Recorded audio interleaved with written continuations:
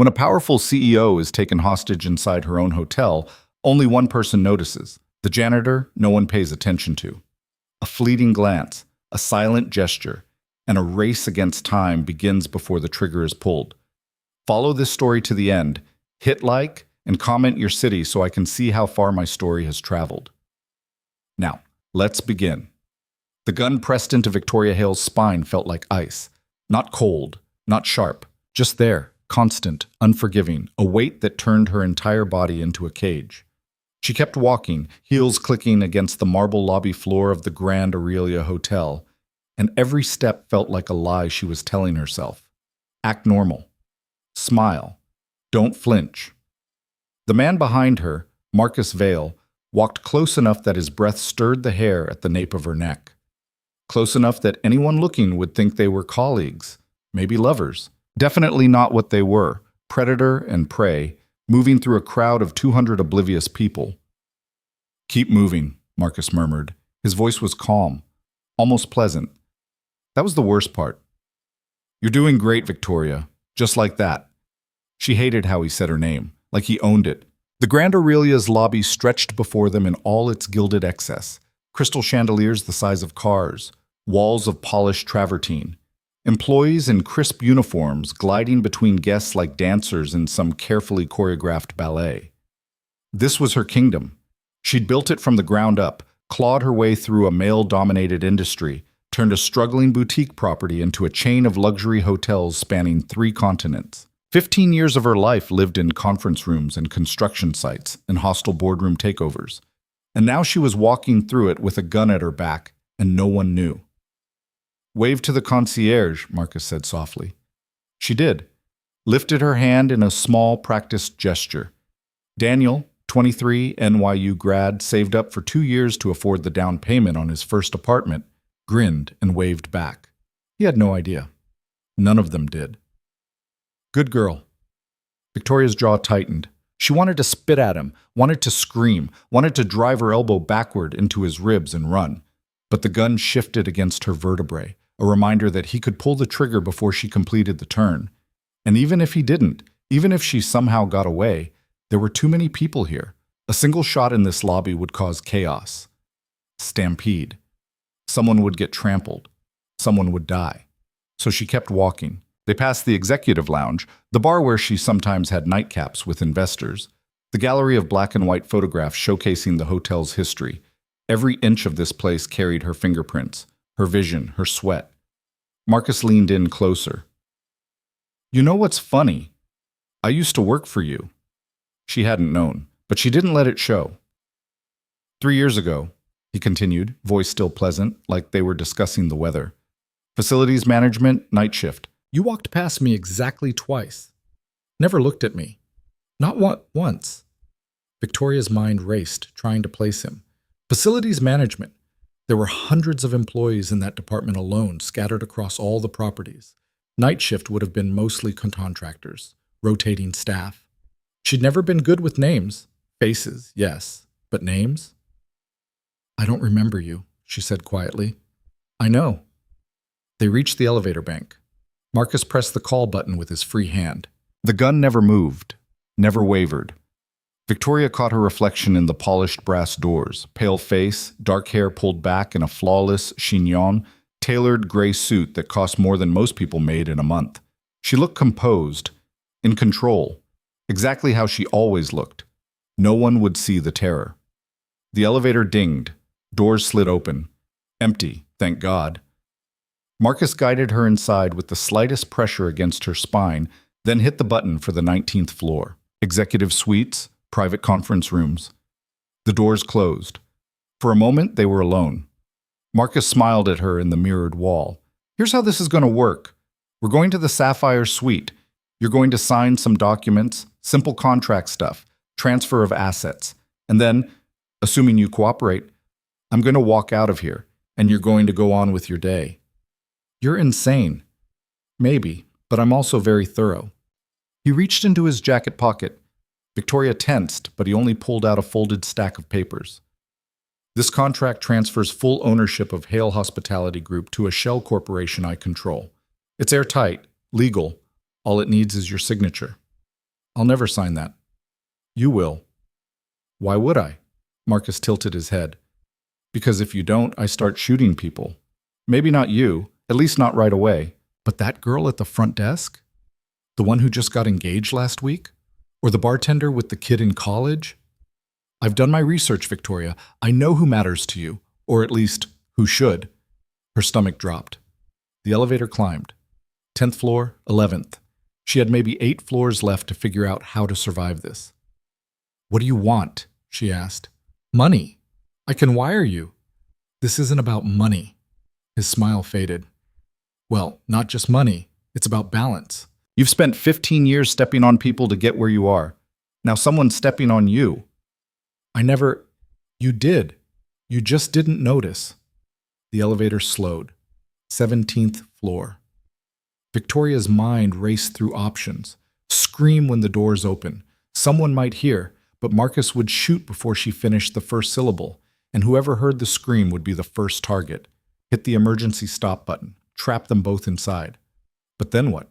He'd still have the gun. She'd still be trapped. She needed help. Real help. And she needed it now. 18th floor. The elevator dinged softly. And then Victoria saw him. Standing in the hallway just beyond the elevator doors, alone, carrying a mop and bucket, was a man in a janitor's uniform. Late 30s, maybe early 40s. Dark hair starting to gray at the temples. Tired eyes that had the look of someone who'd seen too many double shifts. She'd seen him before, in passing. One of the night crew, she thought. Never caught his name. The doors slid open. Marcus pressed the gun harder into her back. A warning. Say nothing. The janitor glanced up, made eye contact with Victoria for a fraction of a second, started to move out of the way. And in that fraction of a second, Victoria made a choice. She'd learned American Sign Language in college, mostly forgotten it after graduation. No one in her world used it. No one she did business with. No reason to keep it sharp. But she remembered some. Enough. Her left hand, hidden partially by her body, moved in 3 quick gestures. Help. Danger. Call. It happened so fast that Marcus didn't notice. The janitor blinked, frowned slightly. His gaze flicked from her hand to her face. Then he gave the smallest nod. Excuse me, Marcus said pleasantly, guiding Victoria forward. The janitor stepped aside, lowering his gaze, submissive, invisible. They walked past him. Victoria didn't look back. Ethan Cole stood in the hallway for 3 seconds after they passed, mop handle gripped tight in his hands. He'd understood. Every single sign. His daughter Lily was deaf, had been since birth. For the last 8 years, ASL had been Ethan's first language, the one he spoke more fluently than English, the one that mattered more than anything because it was how he talked to the person he loved most in the world. And the woman who'd just walked past him, the CEO, the one whose name was on plaques all over this building, had just signed for help, with a gun at her back. Ethan's heart hammered. His first instinct was to run after them, tackle the guy, do something. But he wasn't stupid. He'd seen the way the man moved, the tension in his shoulders, the careful positioning. This wasn't amateur hour. This was planned. He pulled out his phone. His hand shook as he unlocked it, then stopped. If he called 911 right now, if police came storming in, what would happen? The guy had a gun. He was already inside the building. If he heard sirens, if he saw cops, he might panic, might start shooting, might kill her. Ethan's thumb hovered over the screen. Think. Think like you're trying to keep Lily safe. What would you do? He opened the hotel's internal messaging system instead, sent a direct alert to security, coded it carefully. No panic words, nothing that would trigger an immediate lockdown. Just 19th floor, Sapphire Suite, potential situation. Non-guest with executive. Recommend discreet check. Not enough to cause chaos. Enough to get eyes on it. Then Ethan did something he'd never done in 4 years of working at the Grand Aurelia. He abandoned his mop bucket in the middle of the hallway and ran. The Sapphire Suite was exactly as pretentious as its name suggested. Floor-to-ceiling windows overlooking the city skyline. Furniture that cost more than Ethan's annual salary. A conference table made of some exotic wood that probably required 3 trees and a team of artisans to craft. Victoria stood at the head of that table now, Marcus behind her, the gun no longer pressed to her spine but visible now in his hand. Casual, confident. He'd locked the door. "Sit," Marcus said, gesturing to a chair. She sat. Not because she wanted to, because every second she stayed alive was another second someone might notice something was wrong. Marcus slid the contract across the table, set a pen beside it. "Read it if you want," he said, "but it won't change anything." Victoria picked up the papers, scanned the first page. It was exactly what he'd described. A transfer agreement, legally binding, written in the kind of airtight language that her own lawyers would have used. If she signed this, she'd lose everything: the company, the brand, the hotels. All of it would go to a shell corporation buried under so many layers of ownership that it would take years to untangle. "This is fraud," she said. "Only if someone reports it, and you won't." "Why wouldn't I?" Marcus leaned against the table. "Because buried in that contract, page 17, subsection C, is a clause that absolves me of any criminal liability related to an incident that occurred in 2019, an incident involving one of your properties in Chicago, a fire. Remember that?" Victoria's blood went cold. She remembered. The Chicago property had been one of her first acquisitions. A historic building, beautiful bones, expensive renovation. And then, 3 months after opening, an electrical fire had torn through the 3rd floor. 2 people died. 7 injured. The investigation had been brutal. OSHA violations, faulty wiring, corners cut during the renovation to save money. Her company had settled, quietly, paid the families, made it go away.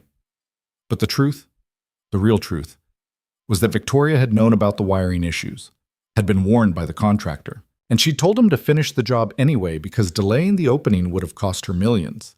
She'd never told anyone, not the investigators, not her lawyers, not even her board. "You can't prove that," she said quietly. Marcus smiled. "I have emails, voicemails, contractor testimony recorded before he died last year. Everything I need to prove you knew. And if you don't sign this contract, all of it goes public. Your company collapses. You go to prison. Everyone you've ever stepped on gets to watch you fall." Victoria stared at the contract. Her hands didn't shake. She wouldn't let them. "How long have you been planning this?" she asked. 3 years since the day you fired me." "I didn't fire you." "You signed the memo. Facilities restructuring. 50 people cut to improve margins. I was number 37. He paused. "You didn't even read the names, did you?" She hadn't. She'd signed the memo because her CFO told her to, because the numbers made sense, because 50 people out of 8,000 employees was a rounding error. "I'm sorry," she said, and meant it. Marcus laughed.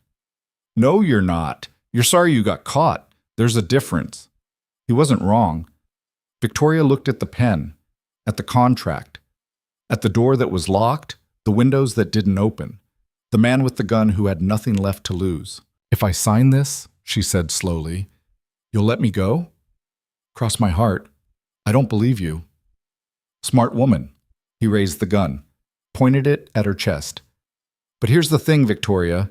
You don't have a choice." Ethan made it to the security office in 4 minutes flat.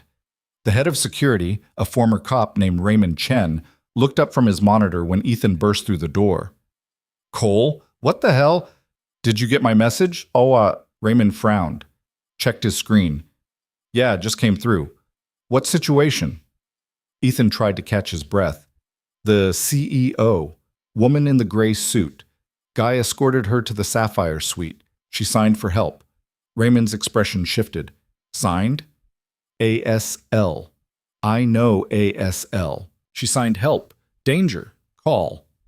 "You're sure?" "I'm sure." Raymond was already moving, pulled up the security feed typed in commands.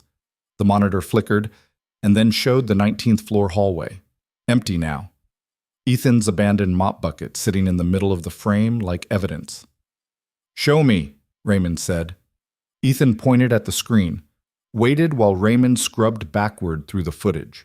Found the timestamp, the elevator doors opening, Victoria and Marcus stepping out. Raymond zoomed in, enhanced the image, and there it was. Victoria's left hand. 3 quick gestures. Help, danger, call. "Jesus," Raymond muttered. He reached for his radio, then stopped. If we go in loud, he might. I know. Ethan's voice was tight. That's why I messaged instead of calling 911. Raymond nodded slowly. Okay? Okay. We need eyes in that suite. Audio if we can get it. He pulled up another screen. The Sapphire suite had cameras in the hallway outside, but not inside the room itself. Privacy policy for executive guests. But there were smoke detectors, sprinkler systems, environmental controls. Can you hear through the vents? Ethan asked. Maybe. If we reroute the maintenance sensors, Raymond's fingers flew across the keyboard. Give me a second. Ethan waited. Every second felt like an hour. The screen flickered, audio feed activated, and then they heard it. Victoria's voice, faint but clear. If I sign this, you'll let me go? Marcus, cross my heart. Victoria, I don't believe you. Marcus, smart woman. But here's the thing, Victoria. You don't have a choice. Raymond grabbed his radio. All units, code silver. 19th floor, Sapphire suite. Armed suspect with hostage. Do not engage. Repeat, do not engage. Set perimeter and await SWAT. He looked at Ethan. How long do you think we have? Ethan thought about the gun, the locked door, the woman who'd risked everything to sign 3 words to a stranger. Not long enough. Inside the Sapphire suite, Victoria did the math. If she signed the contract, Marcus would kill her. He couldn't afford to let her live. She'd come after him, use every resource she had, burn his entire life to the ground. He knew that. She knew that. If she refused to sign, he'd shoot her anyway. Maybe not immediately.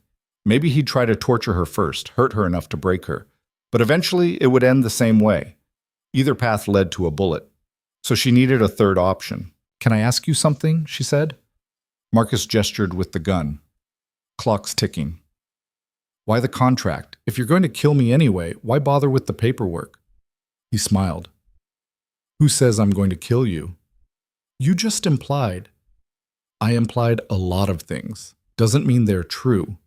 Marcus pulled out his phone, checked the time. Here's what's really happening.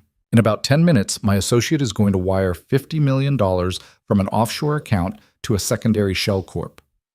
That money will be flagged as payment for services rendered under this contract. Totally legal, totally clean, and once that transfer completes, I disappear. New name, new country, new life. And me?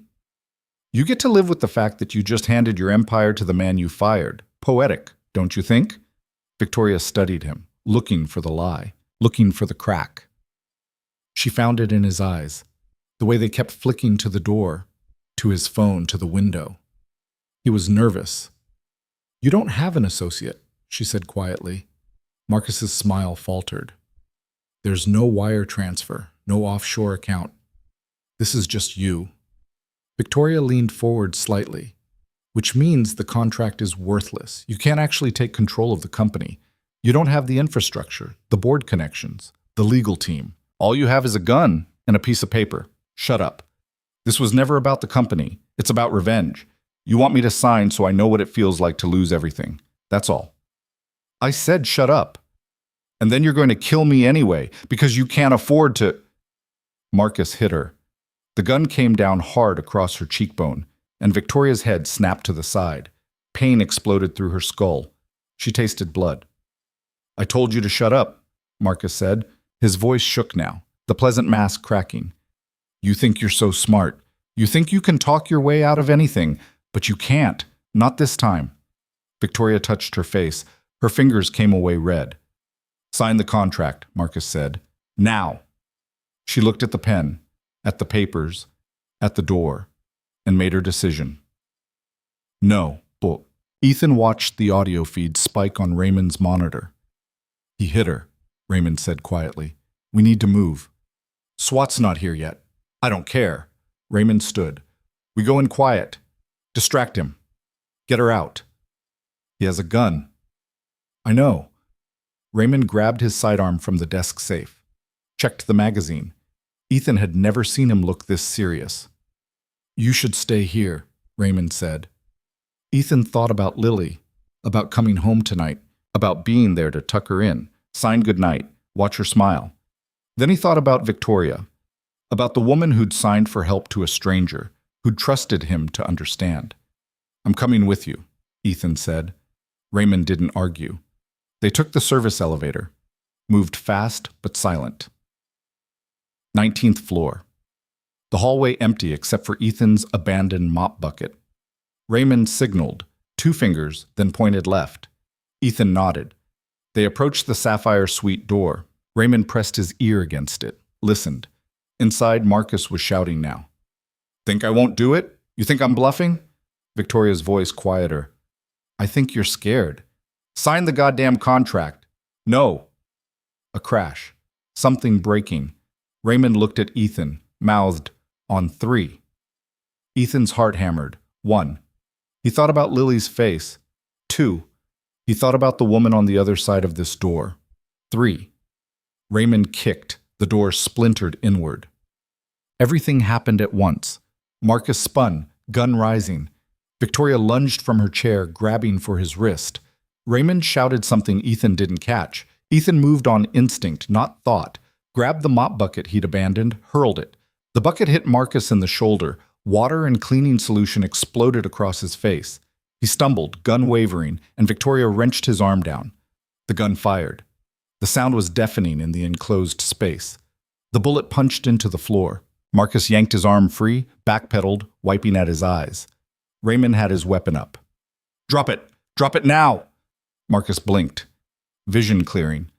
Looked at Raymond, at Ethan, at Victoria, breathing hard, blood on her face. For a second, Ethan thought he'd surrender. Then Marcus smiled, raised his gun. Raymond fired first. 2 shots, center mass. Marcus jerked backward, crashed into the conference table, slid to the floor. The gun clattered from his hand. Silence.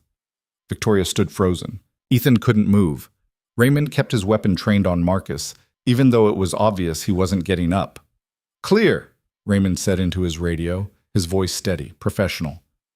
"Suspect down. Hostage safe. Send medical." Ethan finally breathed. Victoria turned to look at him, blood running down her cheek, eyes wide, shaking.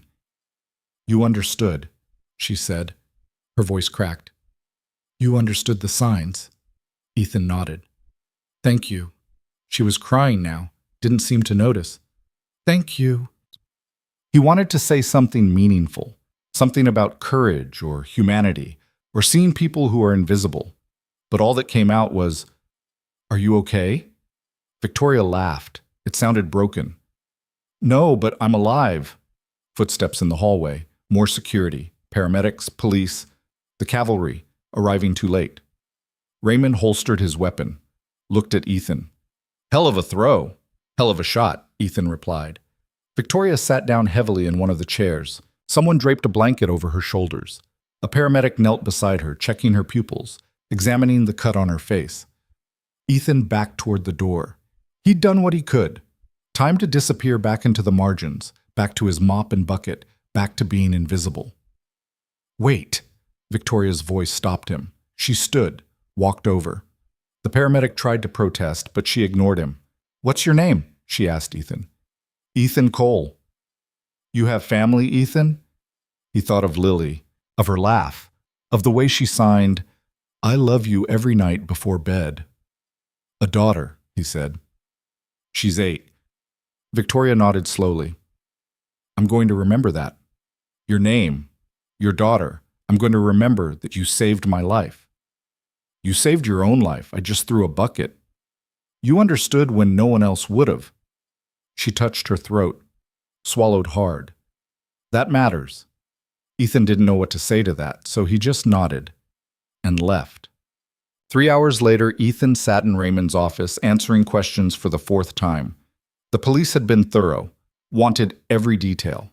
Timeline, exact wording of the ASL signs, why he'd messaged security instead of calling 911, whether he'd ever seen Marcus before, whether Victoria had ever spoken to him before today. No to both. He was nobody. A janitor, a single father working doubles to make rent, and he'd saved a billionaire's life by recognizing 3 hand gestures. "You're free to go," the detective finally said. "We'll need you to come in tomorrow for a formal statement, but for now, get some rest." Ethan stood. His legs felt like rubber. Raymond walked him out. "You did good today, Cole." I threw a bucket. You threw a bucket at a man with a gun. That's either bravery or stupidity, and I'm choosing to believe it's bravery. Ethan managed a tired smile. He left the hotel through the service entrance. The sun had set while he'd been inside. The city glowed around him, lights and noise and movement, thousands of people living their lives, completely unaware that a woman had almost died in a luxury suite 19 floors above the street. His phone buzzed. Text from his mother. Lily's asking when you're coming home. He texted back, "On my way now." The subway ride felt surreal. Ethan sat in the corner of the car, watching people scroll through phones, listening to music, talking to friends. Normal life. Ordinary moments. He'd almost died today. Raymond had killed someone. Victoria had been held at gunpoint in her own hotel. And tomorrow, Lily would wake up, and he'd make her breakfast, and they'd sign to each other about her homework, and her friends, and what cartoon she wanted to watch, and none of it would feel real. When he got home, his mother was waiting in the living room. "You look terrible," she said. "Long day." "Lily's already asleep, but she made you a drawing." She handed him a piece of construction paper covered in crayon scribbles. A stick figure with curly hair, Lily, holding hands with a taller stick figure, him. "I love you, Daddy," written in her careful, practiced handwriting. Ethan's throat tightened. "I'm going to check on her," he said. Lily's room was dark, except for the nightlight shaped like a crescent moon. She lay curled under her blankets, breathing soft and steady. Ethan sat on the edge of her bed, watched her sleep. He thought about all the people who'd walked past him today. The employees, the guests, the security guards who knew his face but not his name. Victoria herself, who'd seen him 100 times and never really looked. Until today. Until she needed him. He leaned down, kissed Lily's forehead. She stirred, opened her eyes, smiled sleepily. "Hi, Daddy." "Hi, baby. Long day?" "Very long. I missed you." "I missed you too." She yawned, closed her eyes again. Ethan stayed until she fell back asleep. Then he went to his own room, lay down fully clothed on top of the covers, and stared at the ceiling. Somewhere across the city, Victoria Hale was probably in a hospital, or a police station, or maybe back at her penthouse apartment, surrounded by lawyers and security, and people trying to make sense of what had happened. She'd remember his name. She'd said so. Ethan hoped that was true, but even if it wasn't, even if tomorrow she forgot, went back to her empire, returned to the world where people like him were invisible, it didn't matter. Because for one moment, in a hallway on the 18th floor, someone had seen him. And he'd seen her. And that had been enough. Victoria woke to the smell of antiseptic and the steady beep of a heart monitor. Her first thought was that she was dead. Her second was that heaven had terrible interior design, fluorescent lights, beige walls, the kind of institutional furniture that screamed budget constraints and bulk purchasing. Then pain flared across her cheekbone, and she realized she was very much alive. "You're awake," the voice came from her left. Victoria turned her head slowly because everything hurt, and found a woman in a white coat standing beside the bed. Dr. Patricia Mendoza, according to the name tag. Early 50s, tired eyes, the look of someone who'd worked a double shift. "How long was I out?" Victoria's voice came out hoarse. "About 3 hours. We gave you something for the pain. You have a concussion, some bruising, and we had to put in 4 stitches for the laceration on your cheek." Dr. Mendoza checked the chart. "You're lucky. Could have been a lot worse." Lucky. Right. Victoria touched her face, found gauze and medical tape where Marcus had hit her. "There's someone here to see you," the doctor said. "Says she's your attorney. I told her you need rest, but she's been very insistent." "Let her in." Dr. Mendoza gave her a look that said your funeral and left. 30 seconds later, Jennifer Park walked through the door like a force of nature. 5'2", immaculate pantsuit, carrying a briefcase that probably cost more than the hospital bed Victoria was lying in. She'd been Victoria's attorney for 12 years, handled everything from corporate acquisitions to that mess in Chicago. "You look like hell," Jennifer said. "Thanks." "The police want a statement. The board wants an emergency meeting. The press is already circling. I've got Fox News, CNN, and the Wall Street Journal camped outside the hospital." Jennifer pulled up a chair. "So let's start with the basics. What the hell happened?" Victoria told her. "All of it." Marcus, the gun, the contract, the threat about Chicago. Jennifer's expression didn't change. That was what made her good at her job. Nothing rattled her. "Did you sign anything?" Jennifer asked when Victoria finished. "No." "Good. Did he record you saying anything incriminating?" "I don't think so." "You don't think, or you know?" Victoria closed her eyes, tried to replay the conversation. "He had a phone. He checked it a few times, but I didn't see him recording. We'll assume he was. Safer that way." Jennifer opened her briefcase, pulled out a legal pad. "The Chicago thing, how much does he actually have?" "He said he had emails, voicemails, contractor testimony." "The contractor's dead." "He said it was recorded before he died." Jennifer made a note. "We can argue hearsay. Inadmissible in court, but if it gets leaked to the press, admissibility doesn't matter. The damage is done." Victoria stared at the ceiling. "So what do we do?" "Depends. How much of what he said was true?" The question hung in the air. Victoria could lie. Could say Marcus was delusional, making it all up, that she'd never known about the wiring issues. Jennifer would believe her, or at least Jennifer would act like she believed her, which was close enough. But Victoria was tired, bone-deep tired, and lying took energy she didn't have. "All of it," she said quietly. "I knew about the wiring. I was warned. I told them to finish anyway." Jennifer didn't flinch, just wrote something on her pad. "Okay," she said. "Here's what we're going to do. We bury it. Marcus is dead. He can't testify. His supposed evidence is in police custody now, which means we can argue chain of custody issues, claim it was fabricated, tie it up in legal challenges for years. The family's already settled. Double jeopardy doesn't apply to civil suits, but we can make it expensive enough that no one wants to reopen the case." "Like, that's your advice? Bury it?" "That's my job. To protect you and the company." Victoria looked at her attorney, at the woman who'd spent 12 years cleaning up her messes, making problems disappear, ensuring that Victoria Hale never faced consequences for anything. "What if I don't want to bury it?" Victoria asked. Jennifer blinked. "Excuse me?" "What if I want to tell the truth?" "Then you're insane, like..." Jennifer closed her briefcase. "Victoria, listen to me. If you admit to knowing about those wiring issues, you're opening yourself up to criminal charges.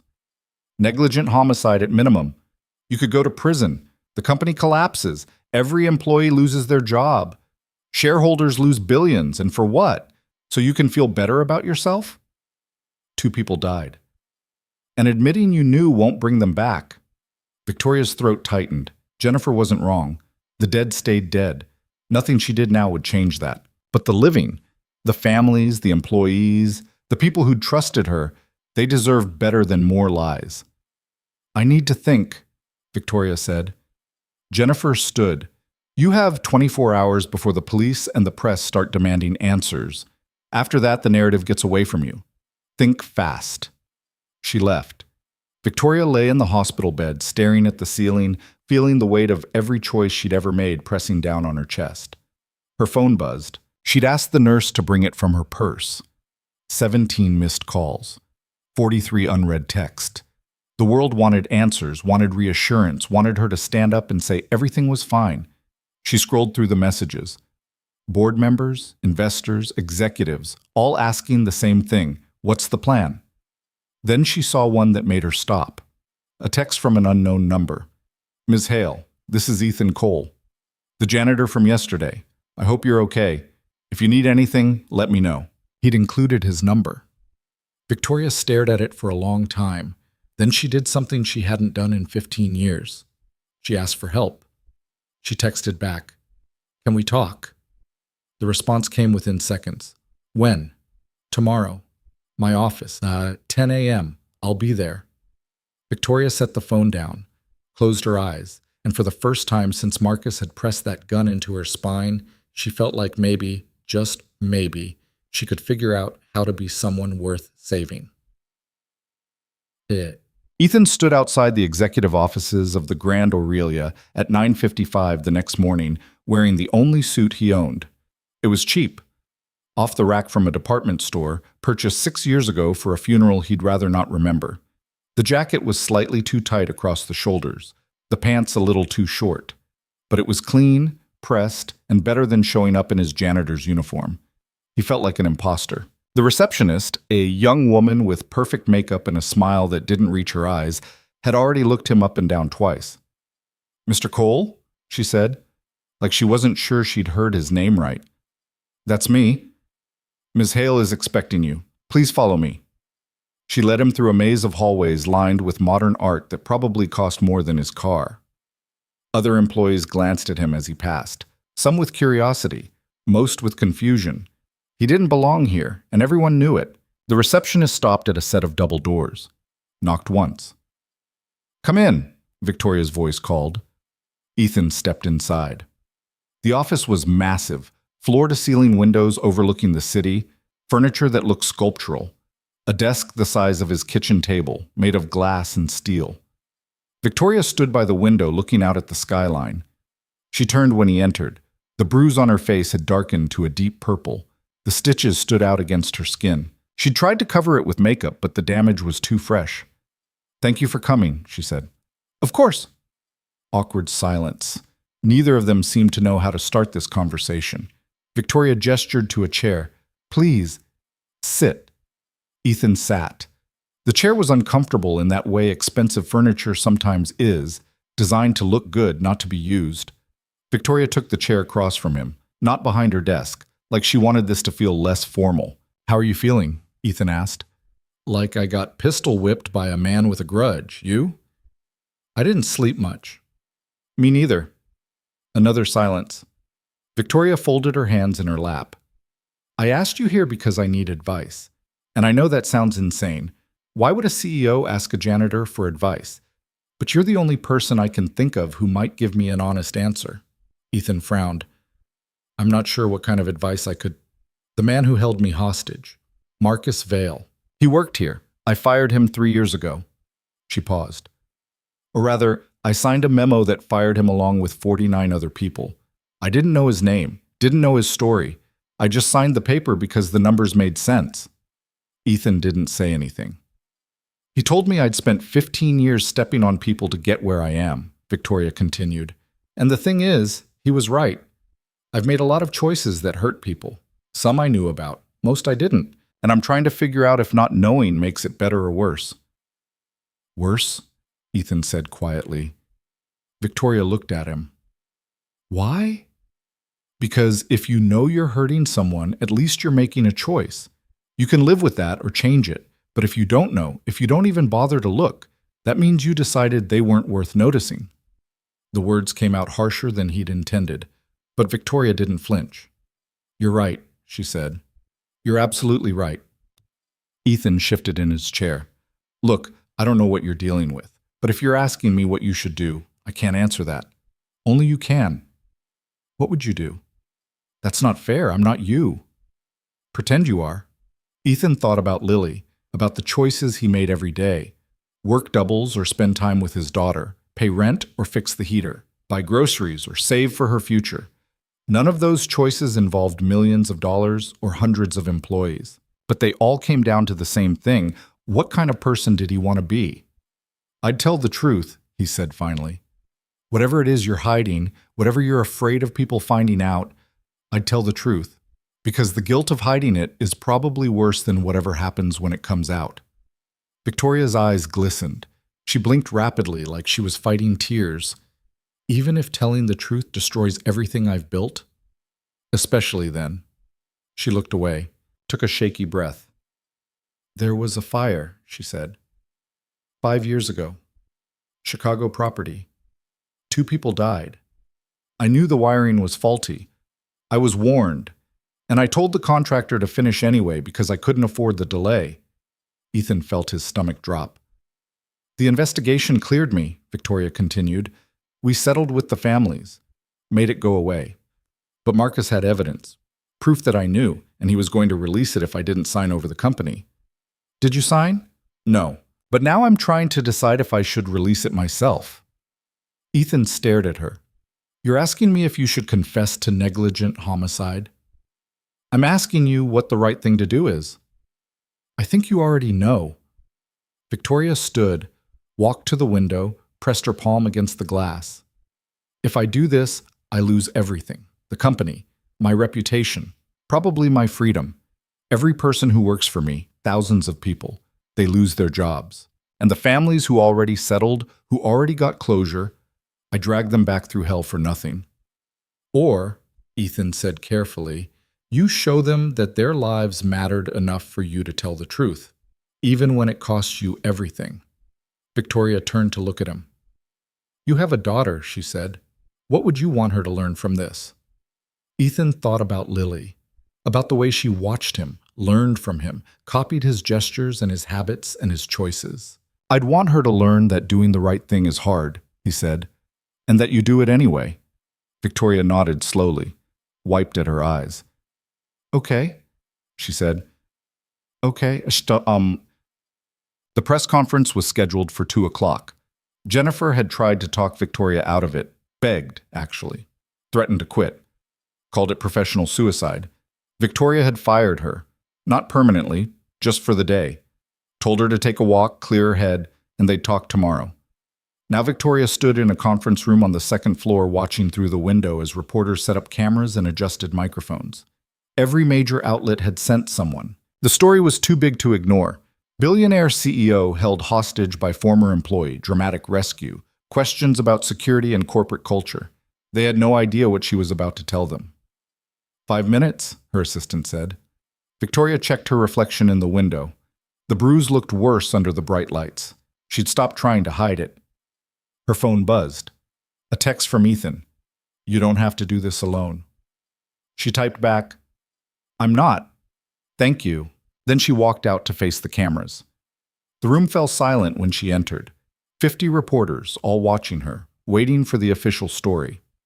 The sanitized version, the carefully crafted narrative that would protect the company and preserve the brand. Victoria stepped up to the podium, looked directly into the cameras. My name is Victoria Hale, she said, and I need to tell you about a fire. She told them everything.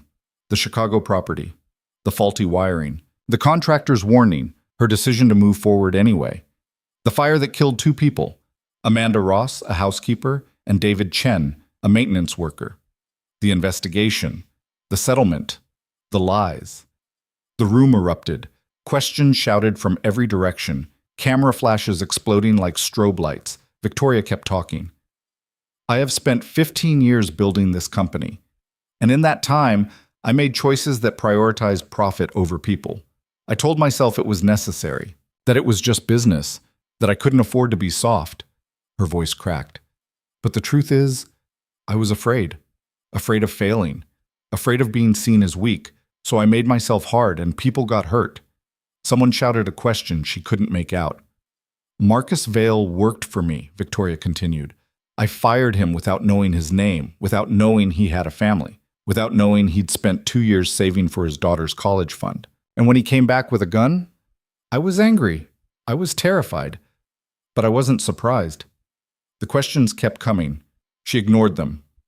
I'm resigning as CEO of Hale Hospitality Group, effective immediately. I'm turning over all evidence related to the Chicago fire to federal prosecutors. And I'm establishing a foundation in the names of Amanda Ross and David Chen to support families of workers injured or killed in hotel industry accidents. She gripped the podium. Her hands were shaking. I can't undo what I did. I can't bring those people back. But I can stop hiding. I can stop pretending I didn't know better. She looked directly into the camera. To the families of Amanda and David, I am so sorry. And to every person I hurt while building this company, you deserved better. You deserved to be seen. She stepped away from the podium. The room exploded with noise. Reporters surging forward, security moving to block them. Jennifer appeared at her elbow, looking furious and heartbroken in equal measure. That was the stupidest thing I've ever seen anyone do, Jennifer said. Probably. The board is going to have you arrested. Let them. Jennifer grabbed her arm. Victoria, you just confessed to negligent homicide on national television. Do you understand what that means? It means I told the truth. It means you're going to prison. Victoria looked at her attorney, at the woman who'd protected her for 12 years, who'd buried every mistake, who'd made it possible for Victoria to avoid every consequence. Then I guess I should have told the truth a long time ago, Victoria said. Ethan watched the press conference from the break room at work. Other employees had gathered around the TV, talking over each other, trying to make sense of what they were seeing. Their CEO confessing to a crime, resigning, destroying everything. "She's insane," someone said. "She's brave," someone else countered. Ethan didn't say anything, just watched Victoria's face on the screen, saw the way her voice shook, the way she refused to look away from the camera. She'd done it. Actually done it. His phone buzzed. Text from his mother. "Are you seeing this?" He texted back. "Yeah. Is this the woman you saved?" "Yeah. She's either the most honest person alive or the most foolish. Maybe both." Ethan's shift supervisor appeared in the doorway. "Cole, manager wants to see you." His stomach sank. He hadn't told anyone at work what happened, not the full story, anyway. Security had kept it quiet, tried to minimize panic. But now that Victoria had gone public, everyone would know. He followed the supervisor to the manager's office. Sharon Reeves sat behind her desk, arms crossed. She was in her 60s, had worked at the Grand Aurelia longer than Ethan had been alive, and had a reputation for not tolerating nonsense. "Sit," she said. Ethan sat. Sharon studied him for a long moment. "You're the one who threw the mop bucket." "Yes, ma'am." "And you're the one who understood the sign language." "Yes, ma'am." "And you didn't tell me any of this because security asked us not to spread it around, didn't want to cause panic." Sharon grunted. "Fair enough." She pulled out a file folder, opened it. "I've been looking at your record. 4 years, never late, never called in sick, never caused problems, but also never asked for a promotion, never applied for supervisor training, never tried to move up." Ethan wasn't sure where this was going. "Why is that?" Sharon asked. "I have a daughter. I can't afford to take risks. Supervisor position pays more than janitorial. Supervisor position requires availability I don't have. Lily needs me home at night." Sharon nodded, closed the file. "How'd you like to be employee safety coordinator?" she asked. Ethan blinked. "What?" "New position. We're creating it because of what happened. Someone whose job is to watch out for staff. Make sure people aren't being overlooked. Make sure if someone's in trouble, there's a system to catch it." She leaned forward. "It's 9 to 5, weekdays only. Better pay, better benefits. And honestly, I can't think of anyone more qualified than the guy who noticed a silent cry for help in a crowded hallway." Ethan's mind raced. "I don't have any training for that kind of—" "We'll train you. You start with what you know, how to pay attention, how to see people. We'll teach you the rest." "I don't know what to say." "Say yes or no, but decide fast. The offer expires when you leave this office." Ethan thought about Lily, about coming home at a reasonable hour, about weekends off, about health insurance that actually covered things, about being someone who mattered. "Yes," he said. Sharon smiled. "Good. You start Monday. Now get out of here. You've had a hell of a week." Victoria spent the next 72 hours in a blur of lawyers, investigators, and news cameras. The board had tried to distance themselves, claimed they'd had no knowledge of the Chicago situation, positioned Victoria as a rogue actor. The stock had plummeted. Investors were panicking. But underneath the chaos, something else was happening. Employees started coming forward, sharing stories about the company, about the culture Victoria had built, about the ways people had been overlooked or mistreated or pushed aside in the name of profit. It wasn't all bad. Some people defended her, said she'd been a visionary, a pioneer, someone who'd created jobs and opportunities. But the other voices, the ones who'd been hurt, they were louder. Victoria read every article, watched every interview, forced herself to see what she'd been too afraid to look at before. On the 4th day, the federal prosecutor called. Victoria met with him in her attorney's office. Jennifer had agreed to represent her again, on the condition that Victoria promised to never, ever do anything this stupid again. Victoria had promised. They both knew it was a lie. The prosecutor, a man named Robert Kim, late 40s, sharp eyes, laid out the case. "We've reviewed the evidence Marcus Vail collected," he said. "Emails, voicemails, contractor notes. It's compelling. Combined with your confession, we have enough to charge you with 2 counts of negligent homicide. What's the sentence? Victoria asked. Depends on the judge. Could be probation. Could be 10 years. Jennifer leaned forward. My client has been fully cooperative. She came forward voluntarily. She's establishing a victim compensation fund. Surely that warrants consideration for— It does, Kim interrupted, which is why I'm offering a plea deal. Plead guilty to 2 counts of reckless endangerment. 3 years, minimum security. You serve 18 months if you stay out of trouble. Victoria looked at Jennifer. Her attorney's expression was unreadable. And if I don't take the deal? Victoria asked. We go to trial, and I bury you. Jennifer started to speak, but Victoria held up a hand. I'll take it, she said. Victoria, I'll take it. Kim nodded, pulled out paperwork. Sign here, and here, initial here. Victoria signed, her hand steady. When it was done, Kim gathered the papers. For what it's worth, Ms. Hale, I've been doing this job for 20 years. I've seen a lot of people confess to things. Most of them do it because they got caught. You did it because you decided it was right. That's rare. Doesn't make me less guilty. No, but it makes you someone who might actually learn from this. He left. Victoria sat in the quiet office, feeling the weight of what she'd just done. 18 months. Minimum security. She'd survive. But she'd never be the same person who walked out. You okay? Jennifer asked. No, but I will be. The foundation launched 6 weeks later. Victoria couldn't attend the ceremony. She was scheduled to begin her sentence the following week. But she'd worked with the organizers to plan every detail. The Ross Chen Foundation for Hotel Worker Safety focused on training, equipment, advocacy, and support for families. Ethan attended, brought Lily with him. They stood in the back of the room while speakers talked about Amanda Ross and David Chen, about their lives, their families, the legacy they'd left behind. Amanda's daughter spoke. She was in her 20s now, working as a nurse. She talked about her mother's dedication, her kindness, the way she'd always put others first. I was angry when I heard Ms. Hale's confession, she said. Angry that someone knew my mother was in danger and did nothing. But I'm also grateful that she finally told the truth, that she's trying to make sure this doesn't happen to anyone else. Her voice shook. My mother would have liked that. David Chen's son spoke next, talked about his father's work ethic, his pride in his job, his dreams for his family. When the ceremony ended, people mingled. Ethan started to leave, but someone called his name. He turned to find Amanda's daughter walking toward him. You're Ethan Cole, right? She asked. Yes. The one who saved Ms. Hale. I just threw a bucket. She smiled. Everyone keeps saying that, but I read the reports.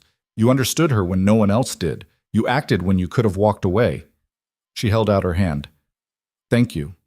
Ethan shook it. I didn't do it for thanks. I know. That's why it matters. Lily tugged on Ethan's sleeve. Signed. Who is she? Ethan signed back. Her mother was one of the people who died in the fire. Lily's eyes widened. She looked at Amanda's daughter, signed slowly, carefully. I'm sorry about your mom. The woman blinked. I don't know sign language. Ethan translated. Amanda's daughter knelt down to Lily's level. Thank you, sweetheart. That's very kind. Lily signed again. Ethan translated. My dad says doing the right thing is hard, but you do it anyway. The woman's eyes filled with tears. She looked at Ethan. You're teaching her well. I'm trying. Victoria reported to the Federal Correctional Facility on a cold Monday morning in November. Jennifer drove her. They didn't talk much during the ride. When they pulled up to the gates, Victoria took a deep breath. You'll be okay, Jennifer said. I know. I'll visit once a month. You don't have to. I know. I'm doing it anyway. Victoria smiled, grabbed her bag, stepped out of the car. The intake process was humiliating. Strip search, prison uniform, inventory of personal belongings. But Victoria endured it. She'd endured worse. Her cell was small, concrete walls, a narrow bed, a toilet, a sink. She sat on the bed and looked around. This was her life now. For the next 18 months, this would be home. She thought about the Grand Aurelia, about the empire she'd built, about the person she'd been. She didn't miss it. What she missed was the person she'd started to become, the one who'd looked Ethan in the eye and asked what the right thing to do was, the one who'd stood in front of cameras and told the truth. That person was worth fighting for. Victoria lay down on the thin mattress, closed her eyes, and for the first time in 15 years, she slept without nightmares. The first month was the hardest. Victoria woke every morning at 5:30 when the guards banged on cell doors, and for the first few seconds, she'd forget where she was. Then reality would crash back, the concrete walls, the smell of industrial cleaner and body odor, the sounds of 200 women living on top of each other. She shared her cell with a woman named Carmen Torres, mid-40s, serving 4 years for embezzlement from the nonprofit she'd run. Carmen didn't talk much the first week, just watched Victoria with dark, skeptical eyes. On day 8, Carmen finally spoke. "You're that hotel lady," she said. Victoria was lying on her bunk staring at the ceiling. "Yeah." "The one who confessed on TV." "Yeah." That was either really brave or really stupid. "I'm starting to think it was both." Carmen laughed. It was a harsh sound, like she wasn't used to finding things funny anymore.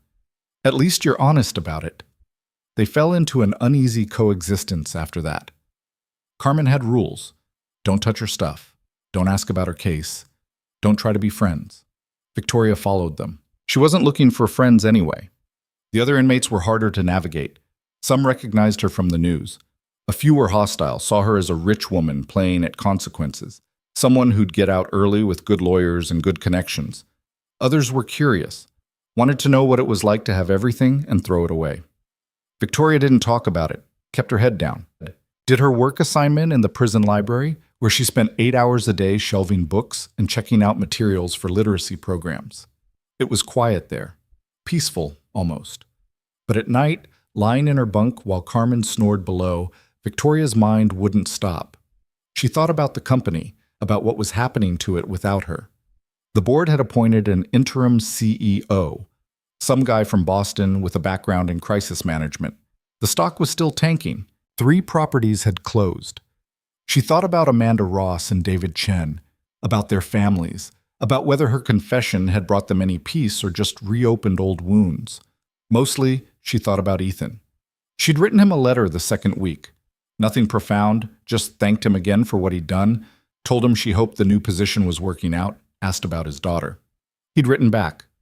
Brief, awkward, but genuine. Said Lily was doing great in school, that the safety coordinator job was challenging but good, that he hoped Victoria was holding up okay.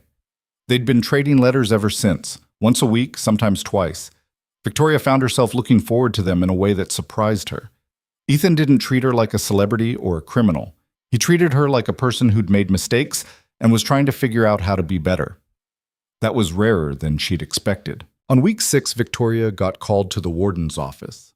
Warden Patricia Hayes was in her late 50s, gray hair pulled back in a severe bun, the kind of woman who looked like she'd been born wearing a uniform. She gestured for Victoria to sit. "You've been staying out of trouble," Hayes said. "Not a question." "Yes, ma'am." "Library supervisor says you're doing good work." "I try." Hayes leaned back in her chair. "You have a visitor request. Jennifer Park, your attorney. But there's also a request from someone named Ethan Cole. Says he's a friend." Victoria's chest tightened. "He is. You're allowed 2 visitors per month. You've already used 1 slot for Ms. Park. You want to approve Mr. Cole for the second?" "Yes." Hayes made a note. "He's scheduled for this Saturday, 2 p.m. Visitation Room B." Victoria nodded, tried to keep her expression neutral. "One more thing," Hayes said. "There's been some press requests. Reporters wanting interviews. I've been denying them, but I wanted you to know they're asking. Thank you for denying them. You don't want to tell your story?" "I already did." Hayes studied her for a moment. "You're different than most people who come through here. Most of them are angry, blame everyone but themselves. You just seem tired." "I am tired." "Good. Anger keeps you stuck. Tired means you might actually change." Victoria left the office feeling strange, like maybe the warden understood something about her that she didn't quite understand herself yet. Saturday came slowly, Victoria spent the morning in a state of low-level anxiety that she couldn't quite name. She'd seen Ethan exactly twice since the hostage situation, once in her office, once at the foundation ceremony. Both times had been brief, professional. This felt different, more personal. She checked herself in the scratched metal mirror that passed for reflection in the bathroom. Prison uniform, no makeup, hair pulled back. She looked like exactly what she was, a woman serving time. At 1:50, a guard escorted her to Visitation Room B. The room was depressing. Plastic tables bolted to the floor, chairs that had seen better decades, vending machines against one wall. The whole space smelled like disinfectant and desperation. Ethan was already there, sitting at a table near the window. He stood when she entered. "Hi," he said. "Hi." They sat. An awkward pause. "You didn't have to come," Victoria said. "I wanted to. I brought—" He pulled out a folder. "Photos. Of Lily. Thought you might like to see how she's doing." He slid the folder across the table. Victoria opened it. The first photo showed Lily at what looked like a school event. She was wearing a blue dress, signing something to a friend, mid-laugh. The second showed her building a snowman. The third was just her face, close up, grinning at the camera. "She's beautiful," Victoria said. "She thinks you're a superhero." Victoria looked up, surprised. "I told her what you did," Ethan explained. "The confession, the foundation. She wanted to know why someone would give up everything to tell the truth. I said because sometimes being a good person is more important than being a successful person." Victoria's throat tightened. "I'm not sure I'm a good person." "Maybe not yet, but you're trying. That counts." They sat in silence for a moment. Victoria studied the photos, committing Lily's face to memory. "How's the new job?" she asked. "Overwhelming. I'm still learning the systems, the protocols. But it's good. I actually feel like I'm making a difference." He paused. "There was a situation last week. A housekeeper being harassed by a guest. She was too scared to report it because she's undocumented and thought she'd get fired. But because of the new safety system, her supervisor noticed something was wrong and flagged it. We got her help, got the guest removed."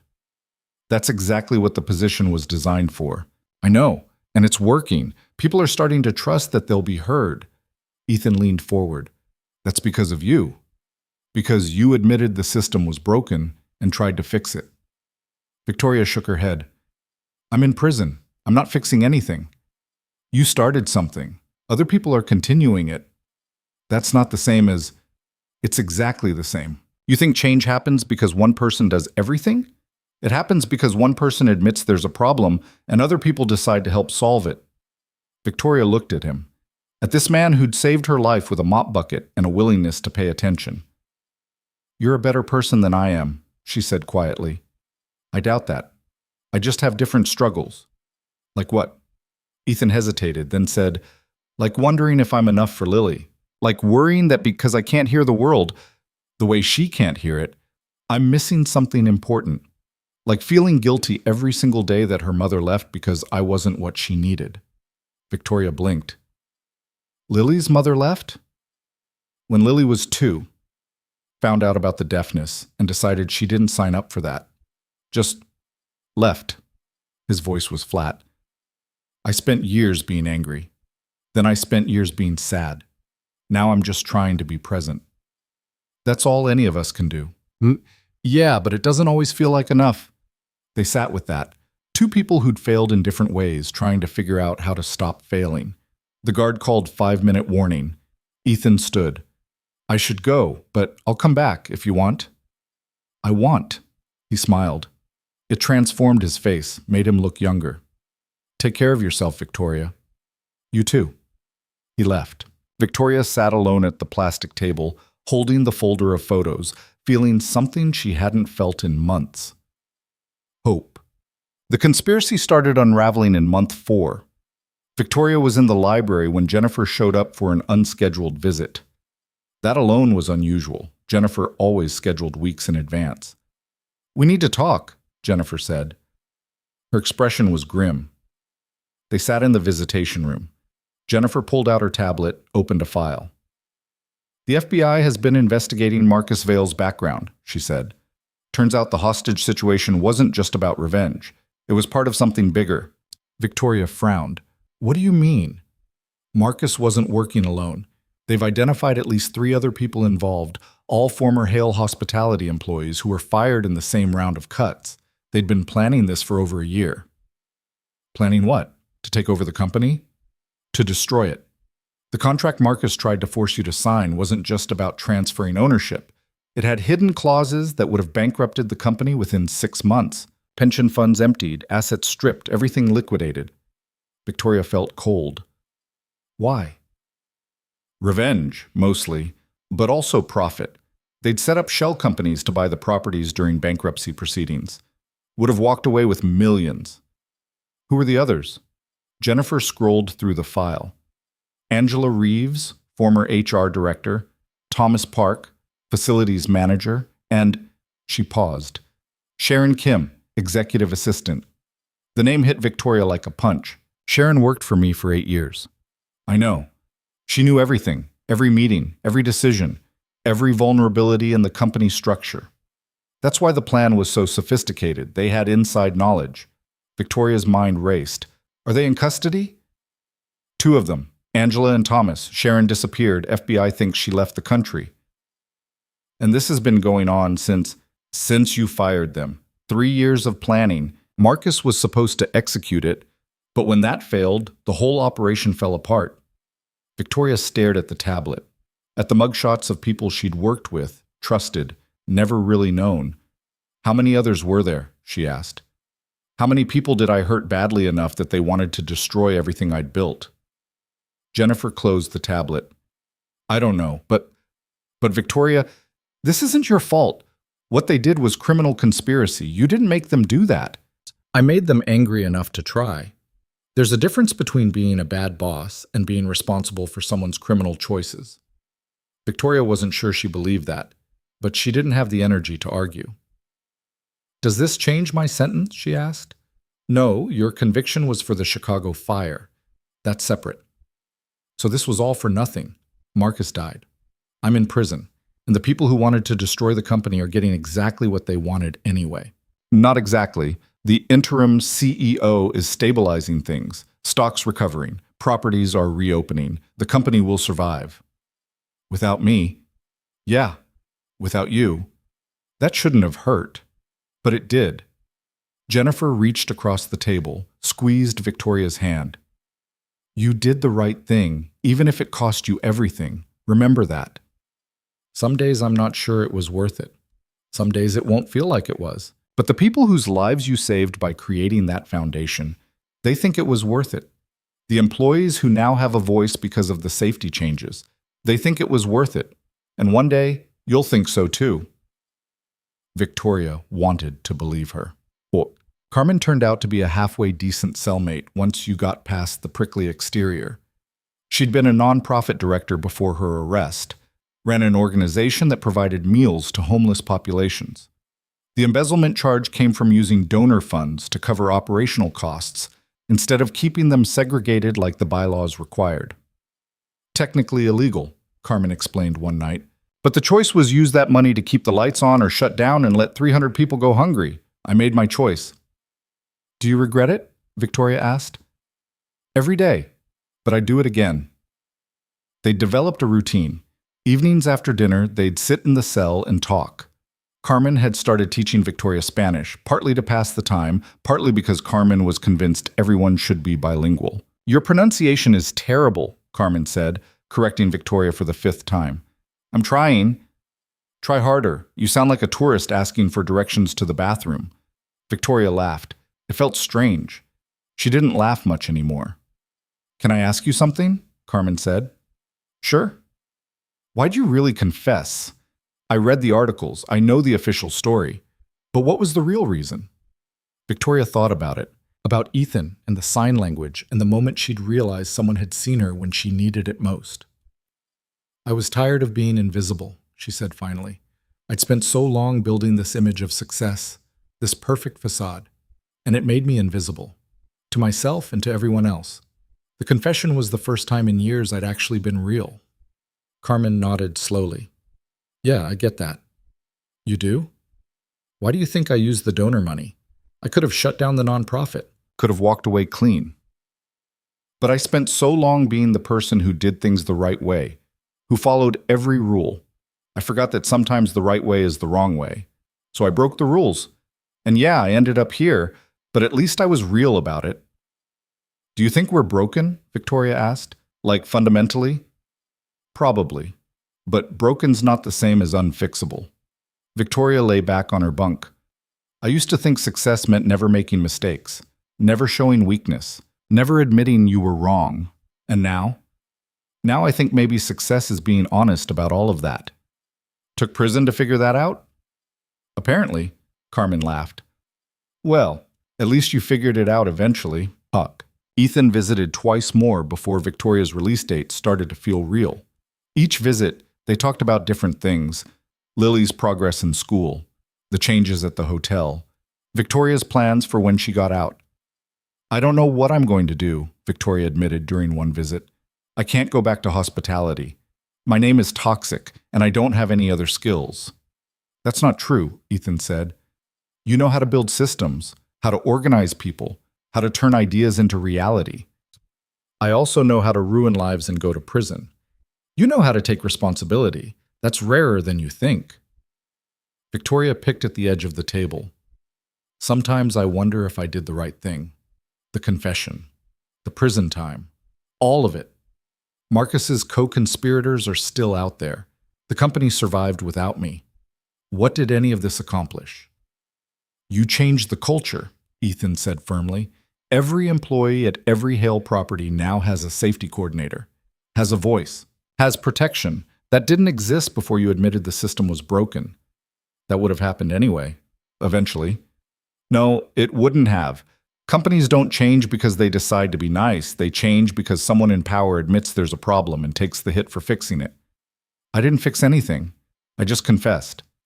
You created space for change. That matters. Victoria wanted to believe him. Some days she almost did. On his third visit, Ethan brought different photos. Not of Lily, this time. Of a building. What's this? Victoria asked. A community center. Downtown. It's been abandoned for 5 years. The city's looking for someone to renovate it, turn it into something useful. Victoria studied the photos. The building had good bones, beautiful architecture, but it was clearly falling apart. Broken windows, crumbling facade, overgrown lot. Why are you showing me this? She asked. Because the Ross Chen Foundation is considering buying it, turning it into a training center for hospitality workers. Job skills, safety certification, language classes. But we need someone who knows how to manage a renovation, someone who understands hotels and operations, and someone like me. Yeah. Victoria looked at the photos, at the possibility they represented. I'd have to work for the foundation, she said slowly. The one I created to honor the people I killed. The one you created to make sure it doesn't happen again, Ethan corrected. That's a hell of a reminder. Walking into that building every day. Yeah, it is. Victoria met his eyes. You think I can do this? I think you're the only person who can.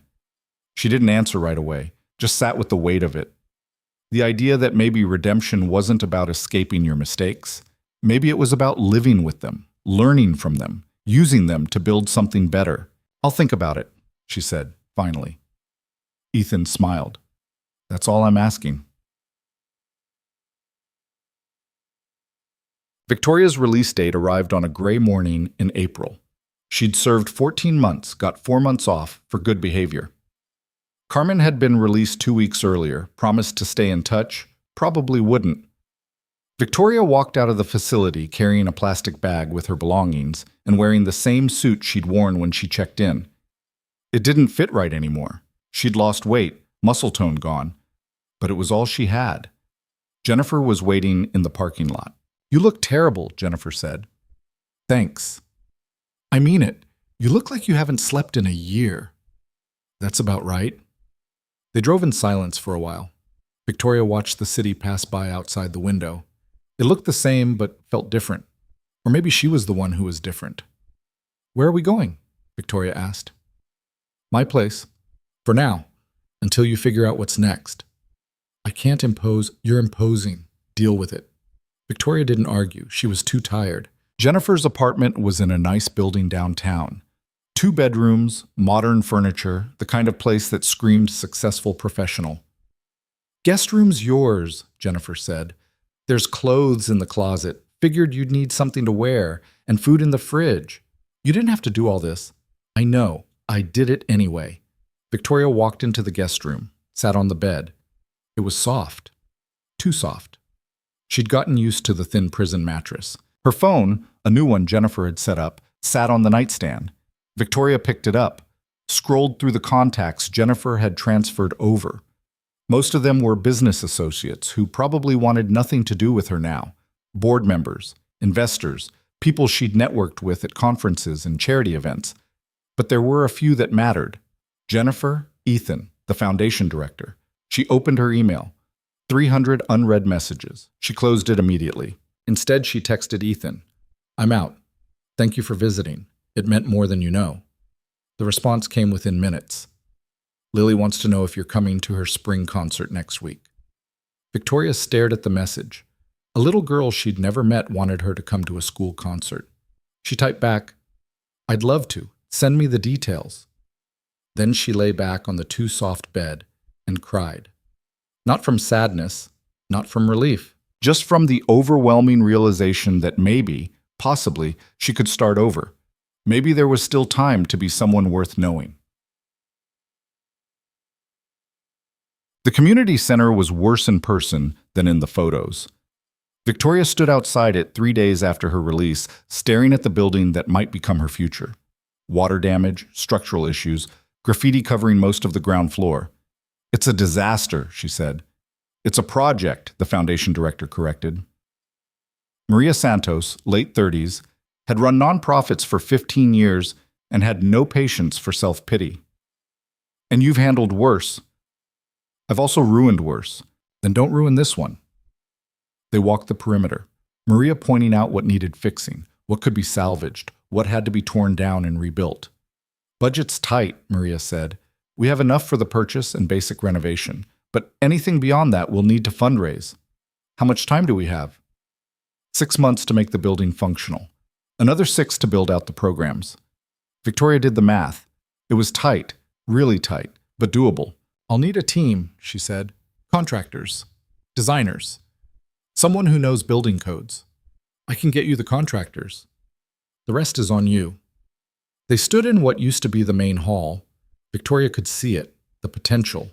Training rooms, office space, a community kitchen, places where people could learn skills, build futures, become visible.